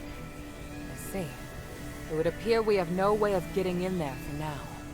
We should be thankful that they have no plans to come out and attack the city. Or maybe the city's too small a target for them. I found the Archon relic. Great. I was worried we'd have to negotiate with Petrius. I kind of did. I talked with some part of him in the deepest part of the prison. A part of him? It was like a weird ball of light. It spoke to me and claimed to be the will of Petrius from 500 years ago. It said lots of strange things, and seemed to know what I wanted. It just gave me the Archon relic without me even asking. Interesting. Honestly, it gave me the creeps. Me too. But I'm also curious to know just how far his magic has come. And Arrhenius' phylactite? What did the analysis show? I can't explain it very well. There are still a few things I need to verify. I'll go to the mission with Bion. If Arrhenius accepts my conditions, then I'll allow him to come. Right now we lack manpower. The more intelligence, the better. At the very least, I should negotiate with him in person to determine the truth. Understood. Let me come with you. All right. Let's meet at the mission. So, wir haben kurz vor 12. Das machen wir, glaube ich, auf jeden Fall noch, um wenigstens den Story-Arc dann noch zu Ende zu bekommen. Ask about Arrhenius' proposal. Go to the Fallon Trail mission when you're ready. Bion and I will meet you there. Please speak. Wo ist das? Time is of the essence.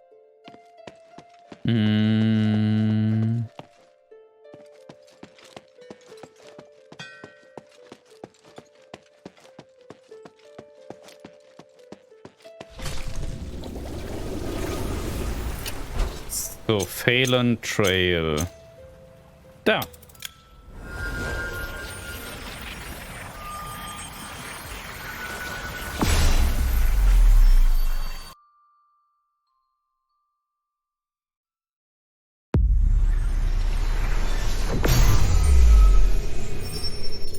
Tada!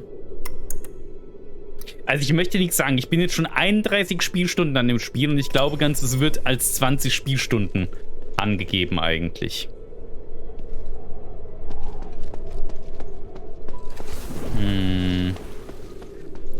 Wollten die nicht hier irgendwo sein? Ah ja, da.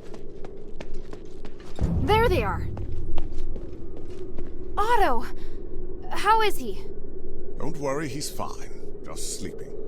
He looks much better. He's through the worst of it. He'll wake up soon. It's been a while, Priest Arrhenius.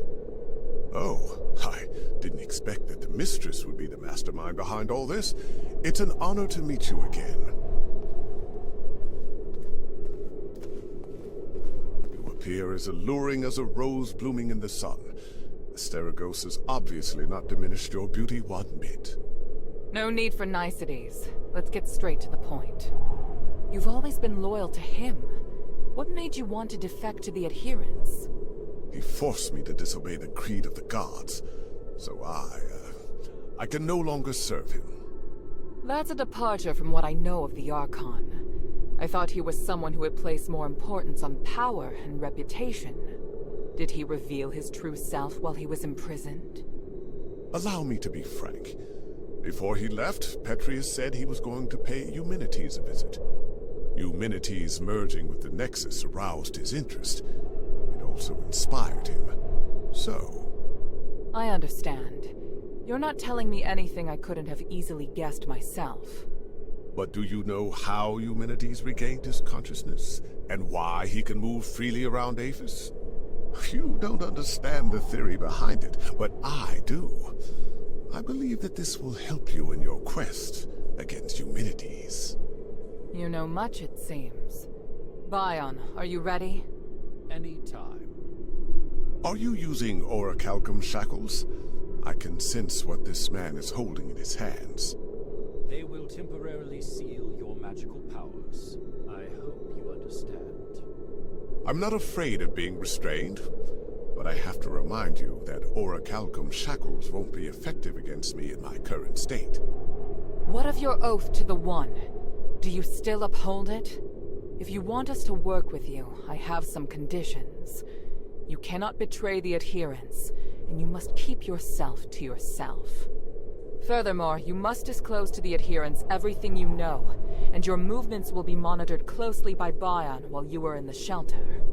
Are you willing to swear on the honor of the One to accept these conditions in exchange for the aid of the adherents?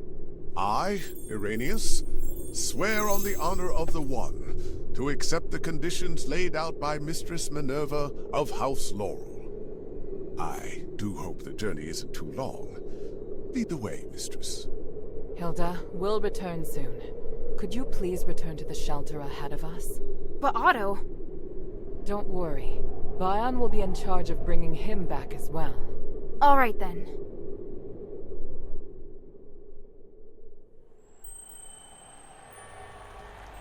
The revered High Priest, the Archon's successor, of whom the Archon has high expectations, is also a hypocritical politician and a murderer.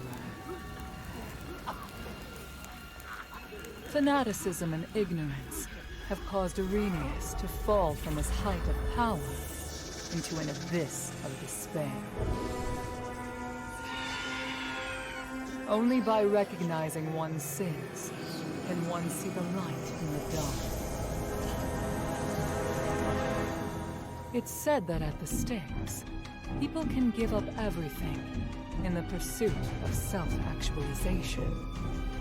Is it magic that has twisted our nature? Or is this what we truly are?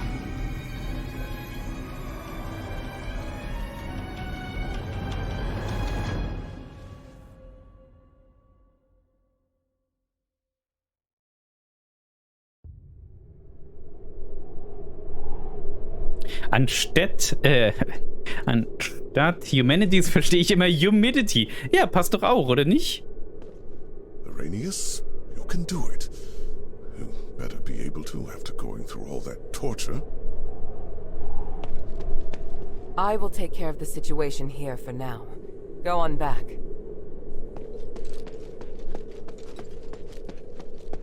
Why did he suddenly start talking to himself? Weil ich ihn angesprochen habe, du Schlaumeier.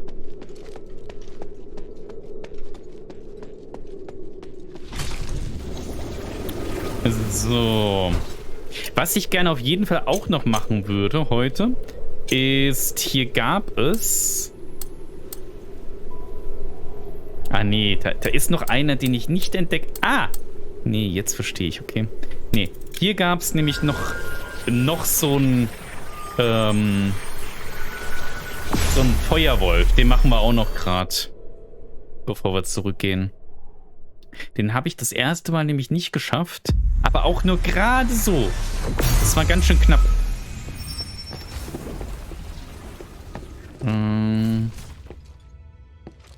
Muss jetzt nur finden, wo der war.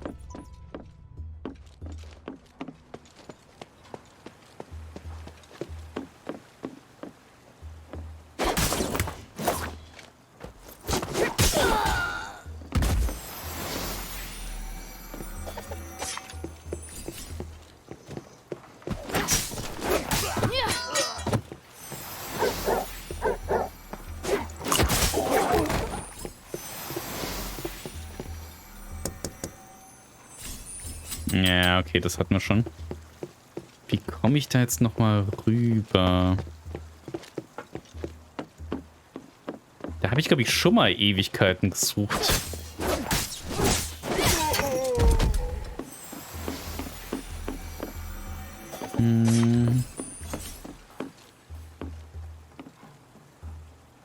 Nee.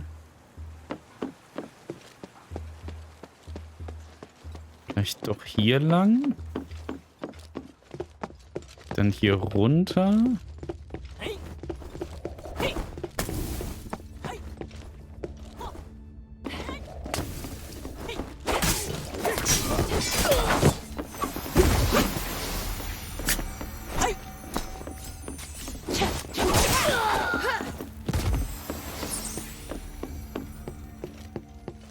Hier lang? Ja, das sieht gut aus. Ja. Ich glaube, ich bin auf dem richtigen Weg.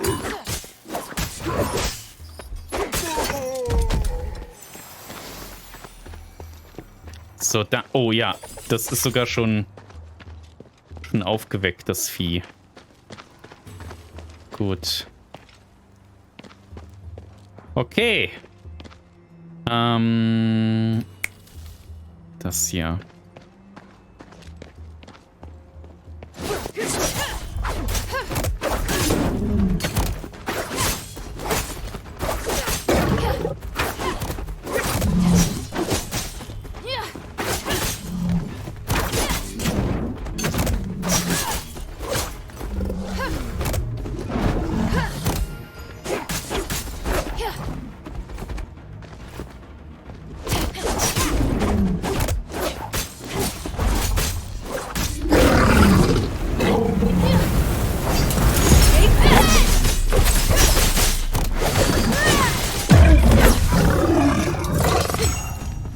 So, dann hätten wir den auch. Und ich vermute fast, dass überall so eins von diesen Viechern ist.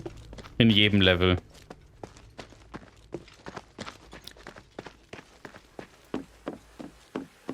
So.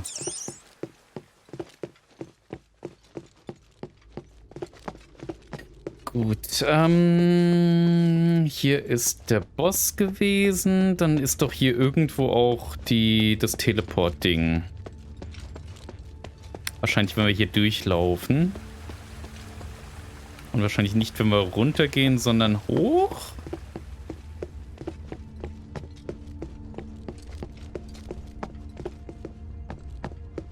Oder auch nicht.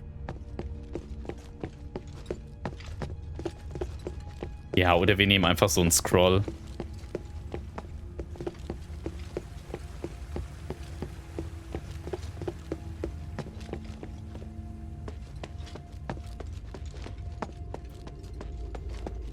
Das ist wieder so eine Statue.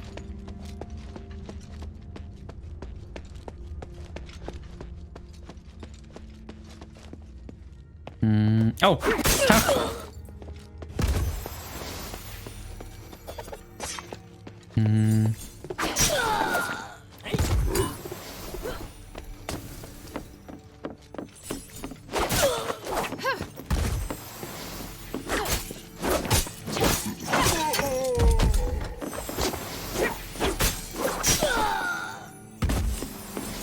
Nee. Geht's denn hier jetzt weiter? Ah, hier. So. Und wieder zurück.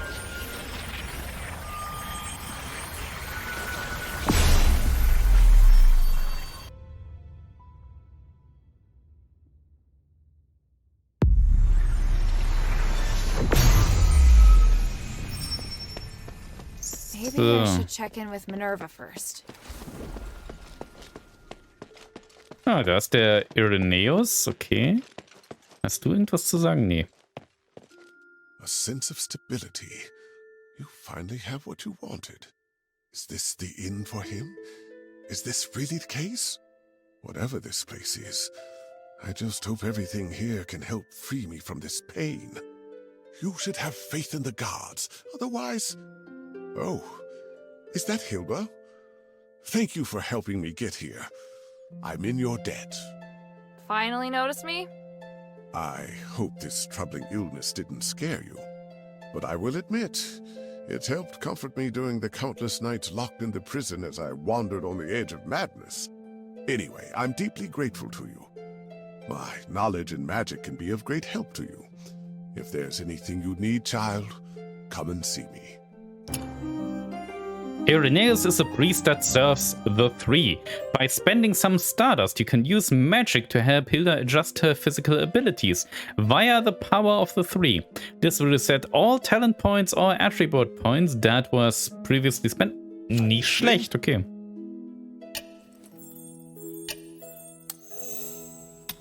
I found a memo on Petrius's desk in his secret chamber.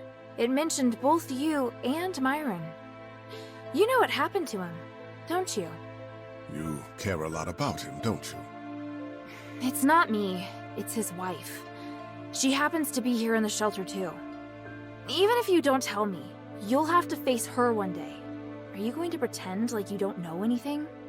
I said it would be best for her to not know. That's not for you to decide. All right, child. What if I tell you that Myron is right here with me? What do you mean? When many souls are compressed and fused together, a phylactery is created. If done correctly, the souls can be converted into powerful magical energy. In other words, a phylactery is a high-purity starite, like the Nexus. It's what Petrius did to me.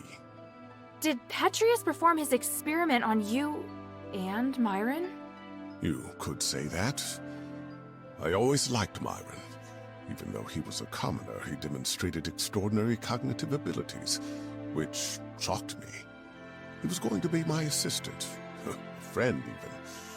The gods sent him to remind me what I needed to do. His sacrifice was unexpected. I couldn't prevent it either. Do you think I can just simply tell his wife what happened?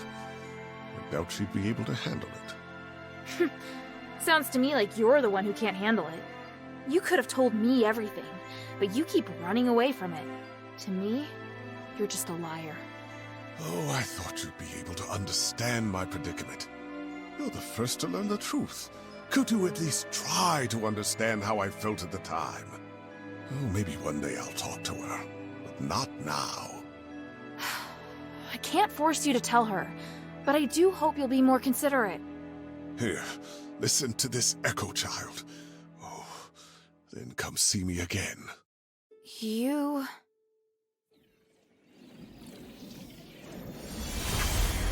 It's about time. Now, let's start. Wait, Master. What did you do to Myron? Don't worry. He'll become a part of you. Soon you will understand that joy. You deserve it. But I'm not ready. Not ready? That is a poor reason. I believe you're just too afraid to remain rational.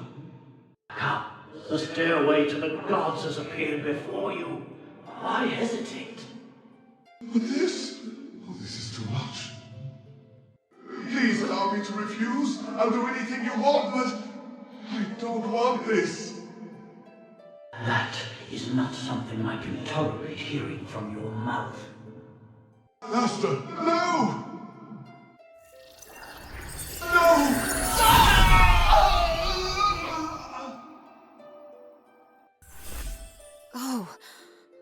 Oh wow, I can't. That's infuriating.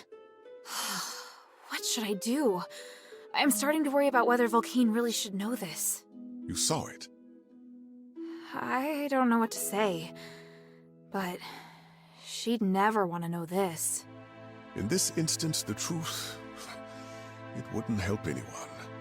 It is all so crazy.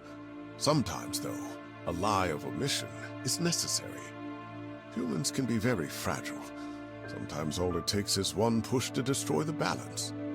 You don't want to see that lady consumed by agony and madness, do you? You're threatening me again. Am I? Damn you. Whatever. This time we'll do it your way. But you need to repay Volcane for what you've done. If you ever bring more pain into her life, I'll never forgive you. I will. Thank you. Good things never happen when you thank me.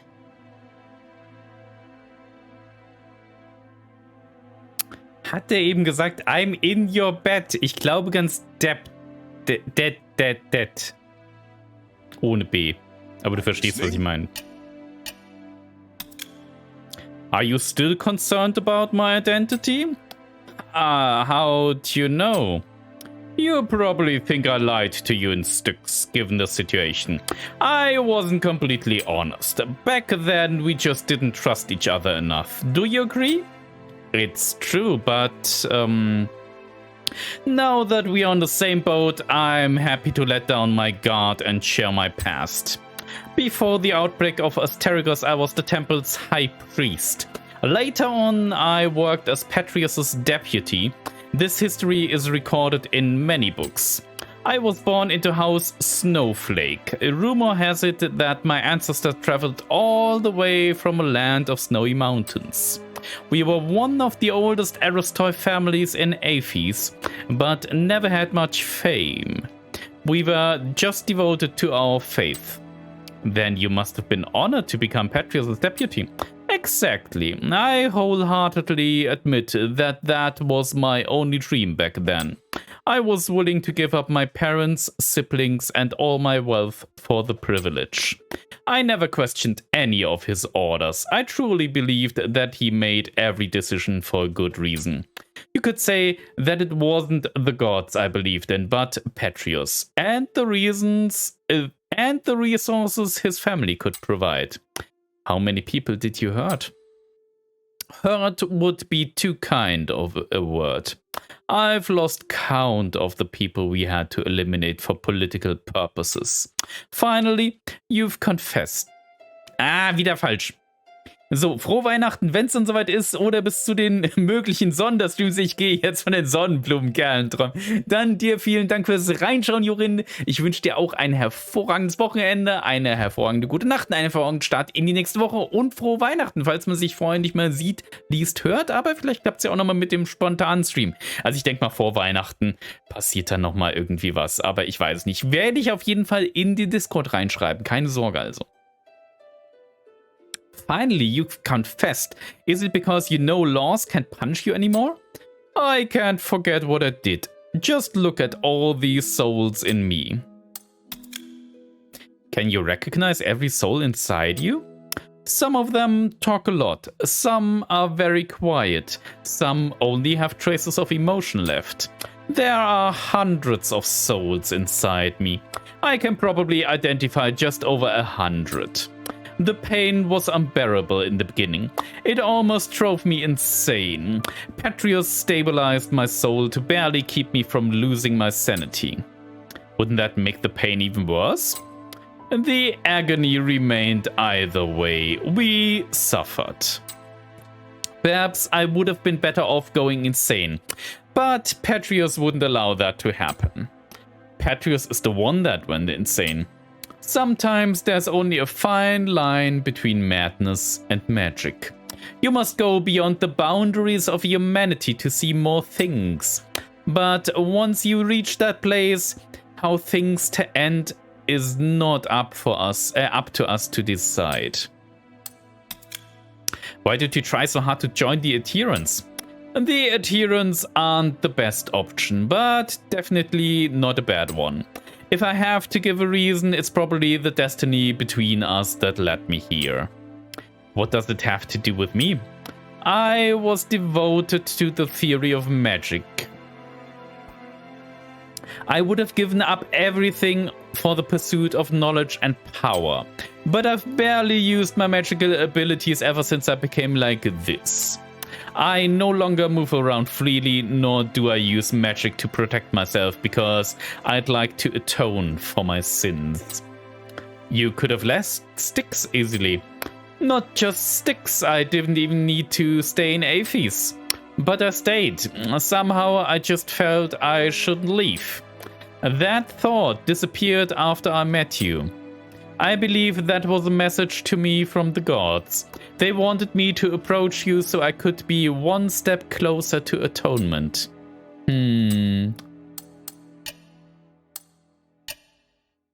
Oh Gott, ist das noch viel. Irenaeus, what do you think of the curse that fell upon Aphes? Asterigos was the god's punishment for us humans for our arrogance. I didn't expect to hear that from you. Well, I studied theology and used to serve as a high priest. I still have strong faith in the gods. After I turned into this, I believed in gods even more. They've always been watching this world and accepting everything with incredible love and kindness. Mere hundreds of souls drove me to the brink of insanity. Imagine how much mental strength the gods must have to love the whole of humanity. You say the gods are loving and kind, then why the curse? To me, the outbreak of curse was a result of human activities and political conflicts. Are you saying the curse was man-made? Do you mean humanity's? He was just the beginning of the curse, or should I say, the turning point of our history. Perhaps Patrius was the true culprit behind this.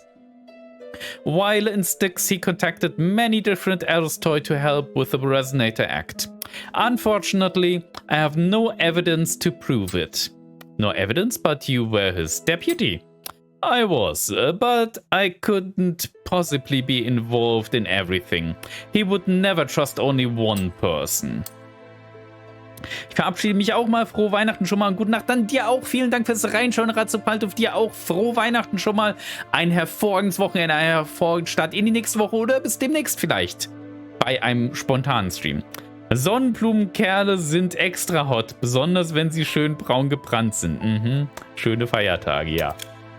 About that relics Minerva's been looking for. Why do you think they'd be helpful to the ritual? It was said that the relics were made from materials not of this world. When the fallen star was picked up, the enormous unknown power inside became the proof of divinity.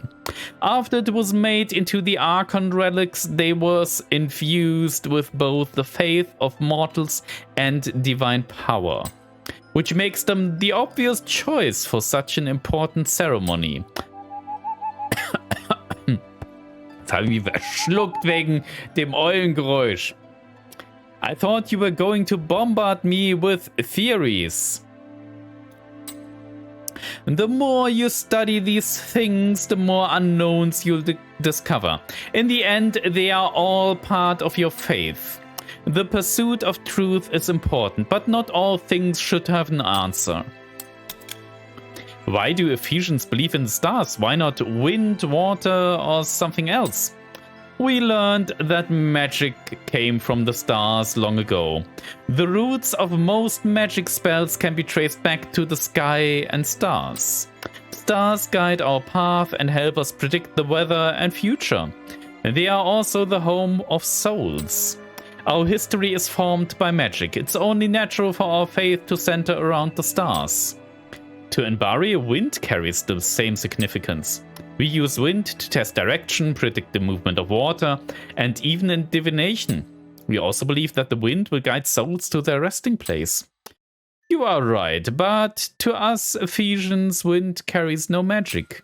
Wind is but a small part of the sky. It's a trail of star movement. But we believe wind is the reason for the distance between the sky and the earth. Without wind, the sky would collapse on us. And that is how different beliefs were formed. On the surface, they may look different, but intrinsically, they are the same. Our beliefs unite us together and help us make the right decisions. The fact is, the politics, history, and education of Aphes are all inextricably linked to the gods of stars. Magic is in store for the viewers tonight. Okay, verstehe ich nicht. Irenaeus, I have a question about the voice in the mine. What do you want to know? When the Titan awakes, it'll try to control every living thing within the magic barrier. What I want to know is, now that the Titan's been sealed in, why can't its control be removed? An astute question, child. I would argue that it isn't control, but rather a channel that's been opened. It's complicated. Think of it this way. The Titan has opened up a channel to the wills of living things, like carving out a doorway in a wall. Even though you seal the Titan in, its consciousness is not diminished. Sealing the channel is the only way to completely close the door to the Titan's influence. Channel. That scholar mentioned that too. So do you know how to seal this channel? Yes, but I have to cast the magic personally. Why? Do you know someone under its control? Yes. Right now he's in the Physicoids camp in Glittering Deeps. Can you go there? Perhaps this is the will of the gods. My chance at atonement. I'll discuss it with the mistress. If she permits me, then I'll leave at once. Great. I'll wait for your news at the camp. Ja, das machen wir vielleicht auch noch heute. Irenaeus, how much do you know about the Colossus power ritual? I know a little from the documents I've studied. It was mainly performed by Styx personnel, so I never had much chance to see the ritual up close. Are you interested in the ritual? I just wanted to understand it. Dispassionate curiosity can sometimes be the most dangerous thing of all. I hope at the very least you should understand what fear really is. Are you sure you want to know?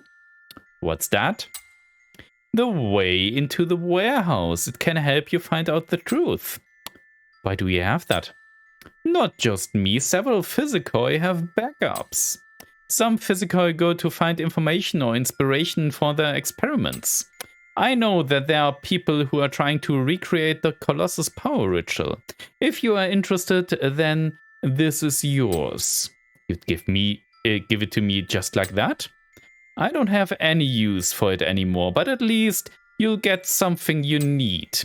Perhaps you'll see a few interesting things, like a statue that's activated without undergoing a blessing, for instance. A statue that hasn't been blessed? It might disintegrate or mutate. If you care so much about everything, then why not to go and witness it? Starlight Warehouse Key, okay. Was auch immer wir mit dem machen. And make thus help the right decisions. Tea instead of coffee, for example. Nein. Okay, das machen wir jetzt nicht, oder? Do you know anything about the Glittering Deeps? You're planning on going to the Glittering Deeps alone? That will be no easy task. Petrius and I once carried out some research down there, mainly into an unknown force. That's presumably why Tenrius and his wife went there too. It's hard to say. Petrius once discussed it with Tenrius, but that was before he was convicted and imprisoned. Tenrius was skilled in other things. I think he had a different reason for going to the deeps. But regardless, they certainly had guts. Physicoi are adventurers and pioneers. It's just that the things we seek are not the same, that's all. Make sure you take extra care in the Deep's ruins. They are ancient historical treasures. Perhaps that is what Tenrius was really after. I found some records in the secret chamber right at the bottom of the Glittering Deeps. Is that the research you and Petrius did? You found all the research in the deeps? Well, that's incredible. It seems like only yesterday that we were there. I'm surprised you didn't bring the documents back. The thought never crossed our minds. Firstly, we'd memorized all the information, and secondly, we didn't want our movements to be encumbered by a stack of documents. It took a great deal of effort to create that space. Even if the deeps were to collapse, the space should stay protected. Providing nothing unforeseen happens, anyone interested in doing research should be able to find it. I saw it with my own eyes. It really is quite something. I assume you read the documents? Good. That's the reason I've always thought so highly of you. But you probably didn't understand much. Those documents were the starting point for the phylactery Petrius created. The discovery of Tranquilite was key. It was able to compress phylactite, which could then be further refined to make a phylactery. What? If you'd known that earlier, you probably would have viewed the research in a different light. Why did Serene go to sunken outskirts? It's not safe place for Aristoi. She would definitely take the risk. That place means a lot to her. As well as the temple renovation, she also built a school, giving the poor and slaves a chance to learn. That was most admirable, but her previous policies weren't very tolerant to the Aristoi. Do they need her tolerance though? Not really, but her position would be in jeopardy. Unlike faith, matters of politics are complex and delicate. You could call it an art. But there are few true artists in politics. Most are just crude imitators. Asterigos was most unfortunate. It made her less even than such an imitator. Now she's just like me, another prisoner who lives only to atone for her sins.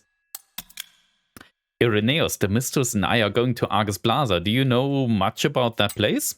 The mistress is leaving the shelter with you? My research has just yielded some results. I should compile a report as quickly as possible. What research? About the relationship between the Nexus and Humanities.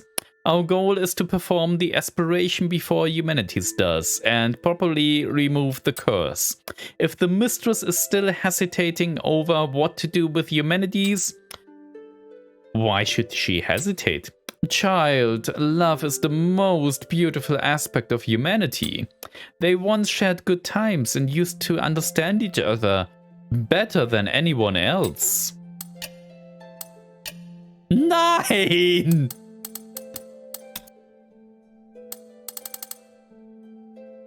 Das machen wir wann anders.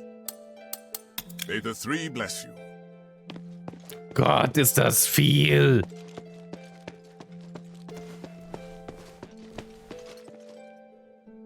Hallo, ich wollte mit dir reden. Hey, sweetie, what's up? Okay, man kann ihr... Hey, look, I found a new blueprint. Awesome, cutie. It's very detailed. Now I can make more trinkets for you.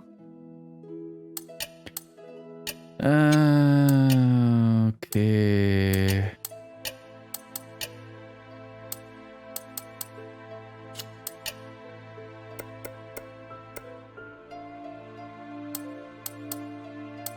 Naja, da könnte ich mir natürlich hier Trinkets machen. Thank you. So. What do you need? Mind your manners. I'm more and more impressed with you, Hilda. For 1,000 years, I followed orders and accompanied Tandrius and his wife into the deeps several times. But in the end, we were driven out by the monsters there. Your combat skills are good, but not good enough to clear out the deeps. How on earth did you do it? It was my father. He was also in the deeps. That means that Humanities must be planning something. I had no idea the Northwind Legion's commander was such a remarkable man. I hope I can meet him someday. If you want to meet my father when everything's over, I'll arrange it. Ooh, now that I'm looking forward to. What do you want to know?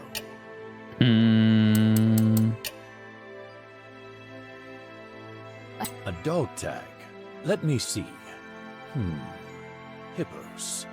He used to be in my squad. He was extremely ordinary. Normal looks, normal personality. He was also ordinary when it came to fighting. He's the kind of guy who gets forgotten by the Decurion during roll call. But he was a veteran of many battles, so he was highly experienced, or at least just lucky enough to have survived. In the end, he reached the position of Decurion, although his fellow soldiers mostly rose to even higher ranks. Perhaps that was as far as he could go. The last time I saw him, he was married and hoping to be promoted to a higher rank to earn more money. Looking at this now, it would seem he failed. May he rest in peace. If he kept his head down, things probably would have gone better for him. My father once said, that seeking something one doesn't deserve usually ends in catastrophe. But I don't think anyone has the right to stop other people from trying to go further. Wise words from both of you. There's really no right answer about what he should have done.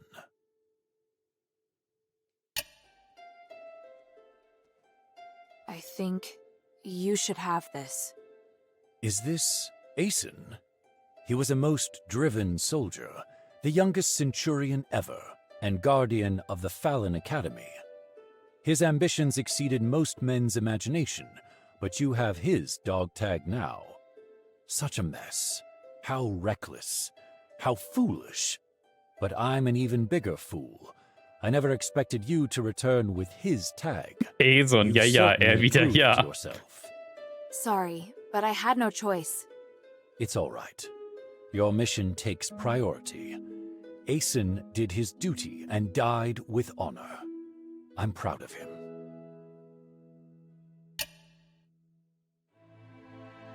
Bion, I found this in the warden's cage at Styx. Even Asterigos. I should have known. He was working with Petrius? People always said his face would scare a prisoner to death. He was actually a devoted believer who went to the temple every week. He had no wife, no children, not even close family. He was always serious and would never crack a joke. But his zealous faith was widely known. If that's the case, it's only natural that he'd go with Petrius. Eumenides suspected the same, but we couldn't remove Asterigos from his position because of Petrius alone. In the beginning, he didn't show any obvious preference, so we felt relieved. It must have been after Asterigos. Petrius probably persuaded Asterigos to follow him in the name of the gods. It's easy to imagine Petrius playing on his fears and weaknesses. What a shame. So. The glory of the three. Passiert jetzt noch, wenn wir Can I mit bother ihr you reden? for a moment? Sure, go ahead. You don't seem too concerned about Arrhenius handing over his soul. That's because it's not just his soul. In fact, it's an aggregation of numerous souls. I've never seen a phylactite that can contain so many. What? I didn't believe it at first. It was only when I analyzed the magic energy inside him that I was convinced he was the source of the phylactite. He doesn't only have his soul inside him, but the aggregated energy of numerous souls. So is he even still Arrhenius? That's a good question. I was thinking the same thing. In his words and actions at least, he's the person I knew. I need some time to observe him and to talk with him some more before I can understand everything that's happened. Looks like the people in Styx have gone through something unimaginable. Out of everything you've told me, that's the one thing I can fully understand. Please speak.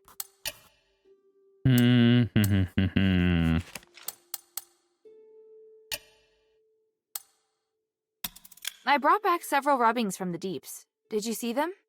Yes, and good work. However, it looks like we're going to need someone who can translate them.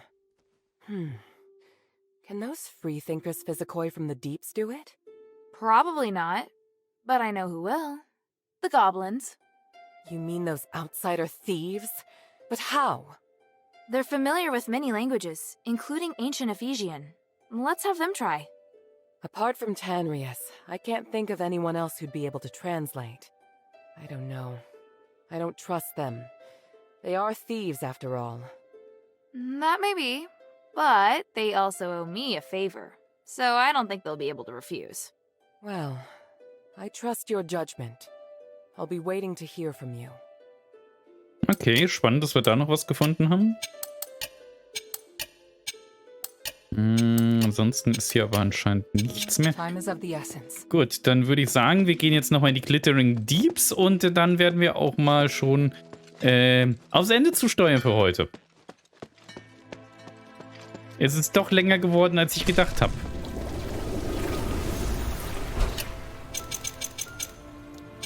So.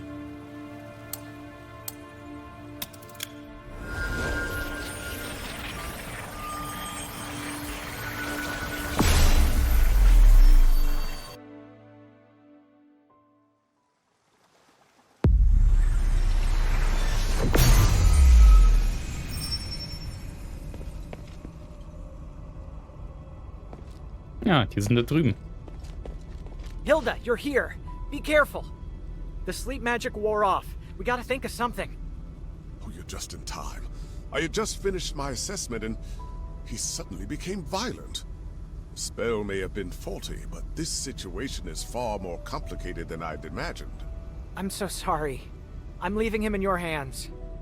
I'm going to attempt to close the channel, but it will require a great deal of focus. Hold him down or knock him out if you must. I just need enough time to cast the spell. Got it. I'll handle it. I'm counting on you. Here, take my throwing knives. Okay, wieso sollte ich hier Wurfmesser brauchen? Please be fine, old man. It's Lord Arrhenius. This is sure to be an eye-opening experience. How exciting. If you're ready, hold him down.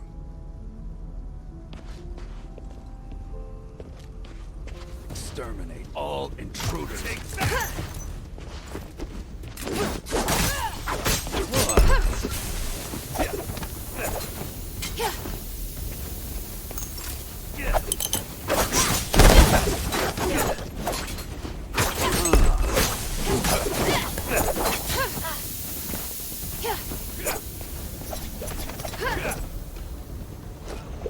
Toll, versteckt er sich da hinten.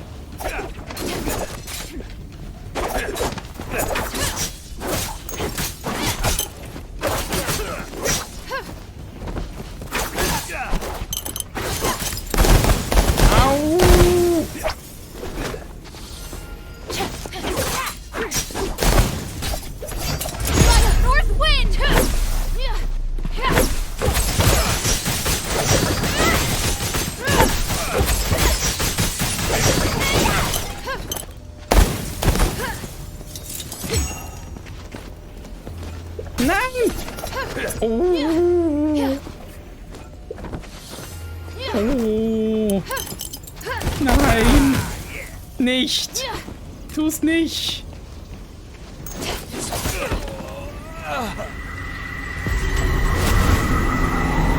Uff.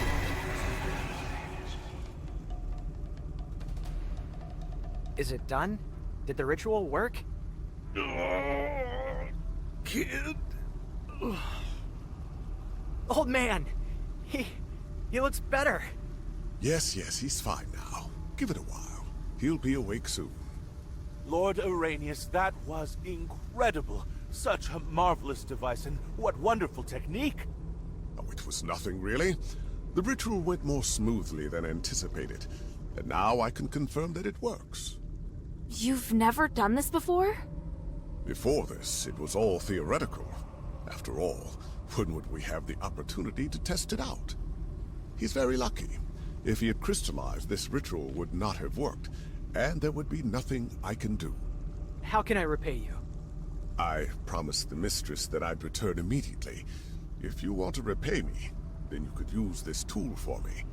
I'll pass the instructions for the ritual to these scholars.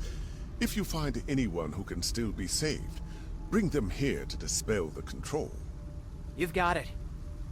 You saved the only person who's ever been there for me. I'll do anything to repay you. Einen guten Abend zusammen. Guten Abend, Timo. Willkommen im mittlerweile Sonntag. Willkommen im Wochenende. Willkommen bei Asterigos. Und wir sind tatsächlich schon ungefähr am Ende, leider. Don't forget the oath. Wir werden das hier gerade noch zu Ende machen. Let's celebrate when he wakes up. Do you know that some of us have crystallized Arrhenius? Lord Arrhenius is truly incredible. This ritual will advance my research by 300 years. Alles gut, ich bin auch am Ende. Ich bin auch total am Ende mittlerweile. Also heute der Stream, der hat mich Nerven gekostet. Nerven, sag ich dir. Und heute ist auch der letzte reguläre Stream vor der Weihnachtspause. Vielleicht machen wir zwischendurch mal spontane Streams, aber wir machen dann auch erstmal so ungefähr 3 Wochen Pause bis ins neue Jahr. Nerven und Sonnenblumenkerle. Ja, Eulenviech, genau. Dein Death Counter ist auch schon nett. Ja, der ist auch ein bisschen höher gegangen heute. Das ist teilweise nicht so gut gelaufen. Wir hatten einen sehr, sehr fiesen Boss. Der hat mich ein bisschen vermöbelt. What can I do for you, child? So. May the three bless you. Gut, wir gucken jetzt mal, wenn wir zurückgehen, ob wir da mit Shay reden können. Ja, ansonsten machen wir alles Weitere beim nächsten Mal. Wachstum ist Wachstum, ja. Hast du das Spiel Ixion gesehen? Nee, Ixion sagt mir nichts. Was ist das? Also ich kenne Ixion nur von Final Fantasy. Das ist ein Blitzeinhorn. What is it, child? About what I said before. All right. I'll put aside my prejudices and meet with her. After all, you've been good to your word, and I got to see Arrhenius because of you. That's great. I'll inform Minerva right away. Thank you. Don't thank me yet. We'll see first how the meeting concludes. Ich glaube, Citybuilder sind nicht seins. Nee, nicht so ganz. Also ja, aber definitiv nicht im Stream. Also definitiv nicht im Stream, aber ich habe einfach nicht mehr die Ruhe für Citybuilder größtenteils. Ixion liegt mehr so auf meine Schiene. Ja, ich vermute dann wahrscheinlich auch. Ixion ist eine Art Städteaufbauspiel im Szenario einer fliegenden Raumstadt. Oh, das ist dann vom Setting sogar her noch nicht mal meins. Do you know if there are any secrets of the Titan's power of control? Wow, Irenaeus appeared before me just like that. Oh, regarding your question, I took the opportunity to talk to him about the voices, or what we now call the Titan's power. Initially, I thought that the Titan was consciously controlling the creatures and giving them orders. However, that doesn't seem to be the case. My hypothesis is that the Titan's consciousness flows into their minds and seamlessly takes over their thoughts. In other words, they are not working under the Titan's orders per se, but rather they've become an extension of its consciousness. So you're saying that those creatures being controlled are actually part of the Titan? That's right, those creatures have rather simple brains, so it is easy for the Titan to control them. However, the human brain and mind is much more complex. That's why there's a conflict between the human consciousness and the Titan's consciousness. I don't really understand, but in any case, it just means that those creatures that are being controlled have already lost their own consciousness, right? You could say that, but just moments ago, Irenaeus raised a new possibility. Could it be that the consciousness of these creatures, including the Titans, has not dissipated, but rather become one large entity? All their consciousness merged into one through the Titan's power, sharing information as well as actions. I could kind of follow what you were saying before, but I'm completely lost now. I know, it's shocking. Irenaeus' new hypothesis is incredible and bewildering. If this hypothesis is true, it would be a whole new way of living. It might even go beyond the limitations of our physical bodies. I'm a little too excited, sorry. Are you crying? I feel a mixture of sadness and joy. I'm happy to see that the future holds new possibilities, but I also lament my insignificance. Please forgive me, this aged body has felt such excitement for a long time. Alright, I don't really get it, but I'm happy that your research is going well. Gentle child, may the gods of stars bless you. Gut, ich muss seit Tagen Anno 1800 widerstehen, nur da es endlich auf Steam ist. Huch, was sehe ich denn da an meinem Namen? Der hatte ich halt einfach lieber als mich, hä? Du bist Admin, also hatte ich schon mal sowieso viel lieber. Erpressung und Nötigung, das ist alles. Aber es klappt ja offenbar. Was, wieso, was denn? Ist plötzlich... Nee, schon länger. Schon länger, Timo. What do you want to ask? So, haben wir hier irgendwas Neues? Nee, ich glaube nicht. Ja, und hier... Die brauchen wir alle nicht. The mine still holds many secrets.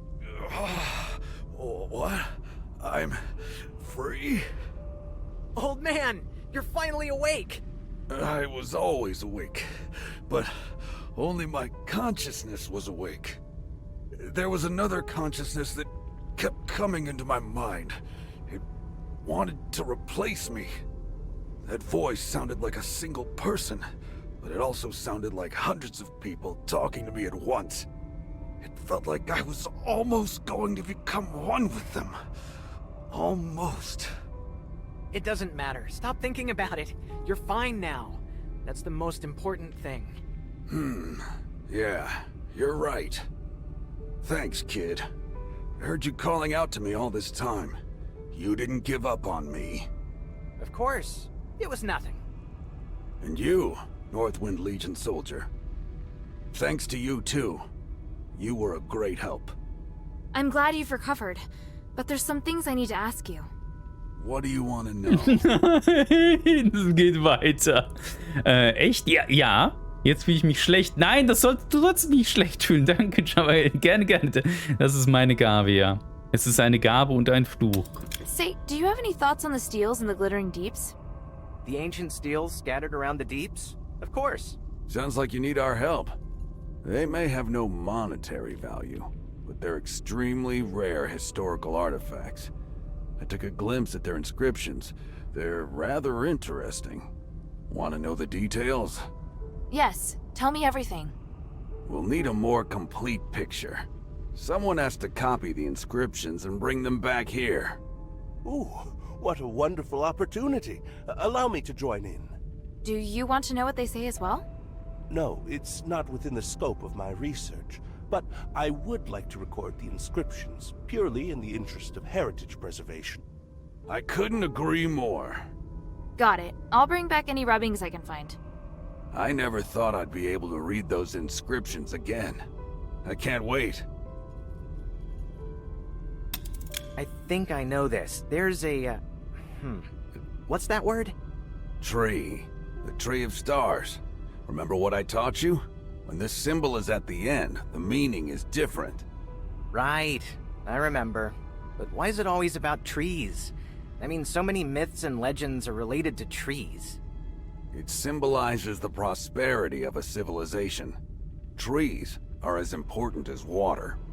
And this part, is it about stars? No, wait. It refers to stardust. Yeah, makes sense. All done. Take it. This part was actually relatively simple. Oh, hey, let me do it. I know how to translate this part. No, you don't.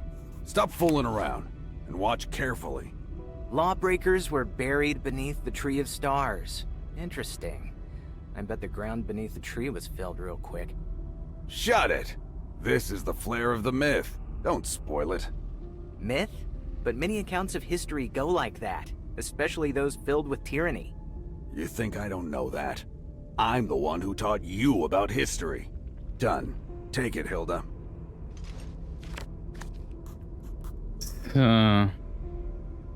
Ich glaube, das Restliche, das dauert viel zu lang. I was going to tell you to leave Aphes immediately, but from the looks of it, you're not going to listen. So how about this? You stop bothering the people of the Pit Village and interfering with the mine's operation, and I won't give the Legion any information about you. You've caused too much damage here. I can't just turn a blind eye. Agree to her terms, old man. Harold's here too. If anything happens, they'll catch us sooner or later. All right then. I agree.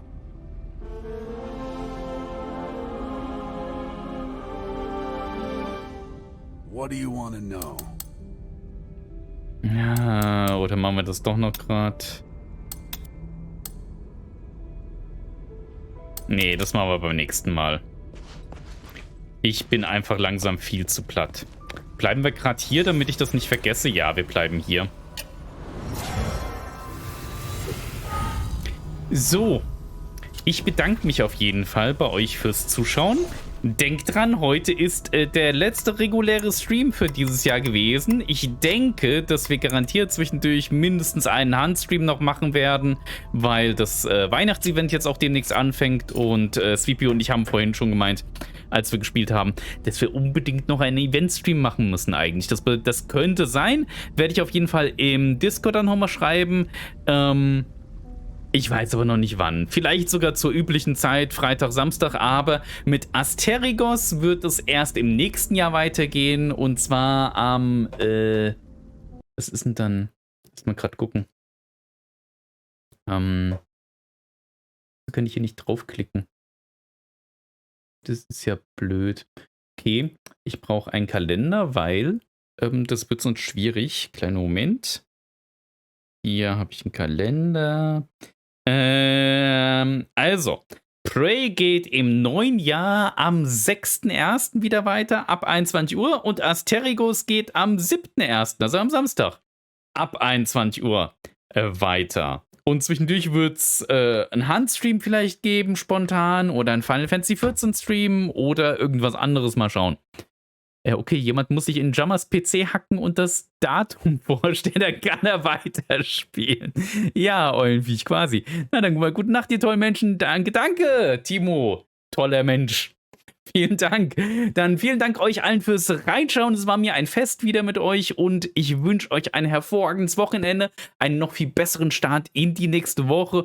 Falls wir uns nicht mehr sehen, lesen, hören, wünsche ich euch schon mal fröhliche Weihnachten, fröhliche Feiertage und einen guten Rutsch ins neue Jahr. Aber ich würde mich freuen, wenn wir uns dann zwischendurch nochmal sehen, lesen, vielleicht bei euch im Stream, vielleicht auch bei mir im Stream, im Spontanen oder wie auch immer, im Discord, wie auch immer, raiden wir heute. Ich bin schon so müde. Ich weiß es nicht. Ich weiß es echt nicht. Weil da muss ich immer noch mal ein bisschen da bleiben, weil man will ja auch nicht direkt raus und so. Und ach, ich weiß es nicht. Ich weiß es nicht, ob ich für jemand wirklich neu. Nee, ich glaube, heute raiden wir niemanden, weil das Ding ist halt, ich bin wirklich einfach platt und ich traue mich dann nie direkt zu gehen. Ich will dann eigentlich immer noch mal ein bisschen bleiben und wenigstens noch ein bisschen zuschauen. Gently Matt, ja, das stimmt schon, aber nee, heute nicht. Im neuen Jahr wieder, oder?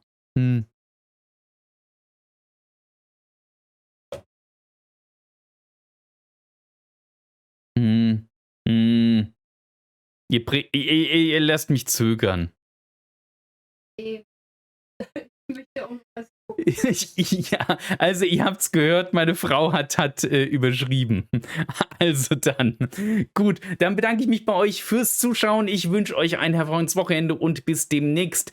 Spätestens im neuen Jahr dann, an dem Freitag oder Samstag. Freitag dann Prey und Samstag dann Asterigos. Also dann, macht's gut, vielen Dank fürs Reinschauen und bis demnächst. Ciao.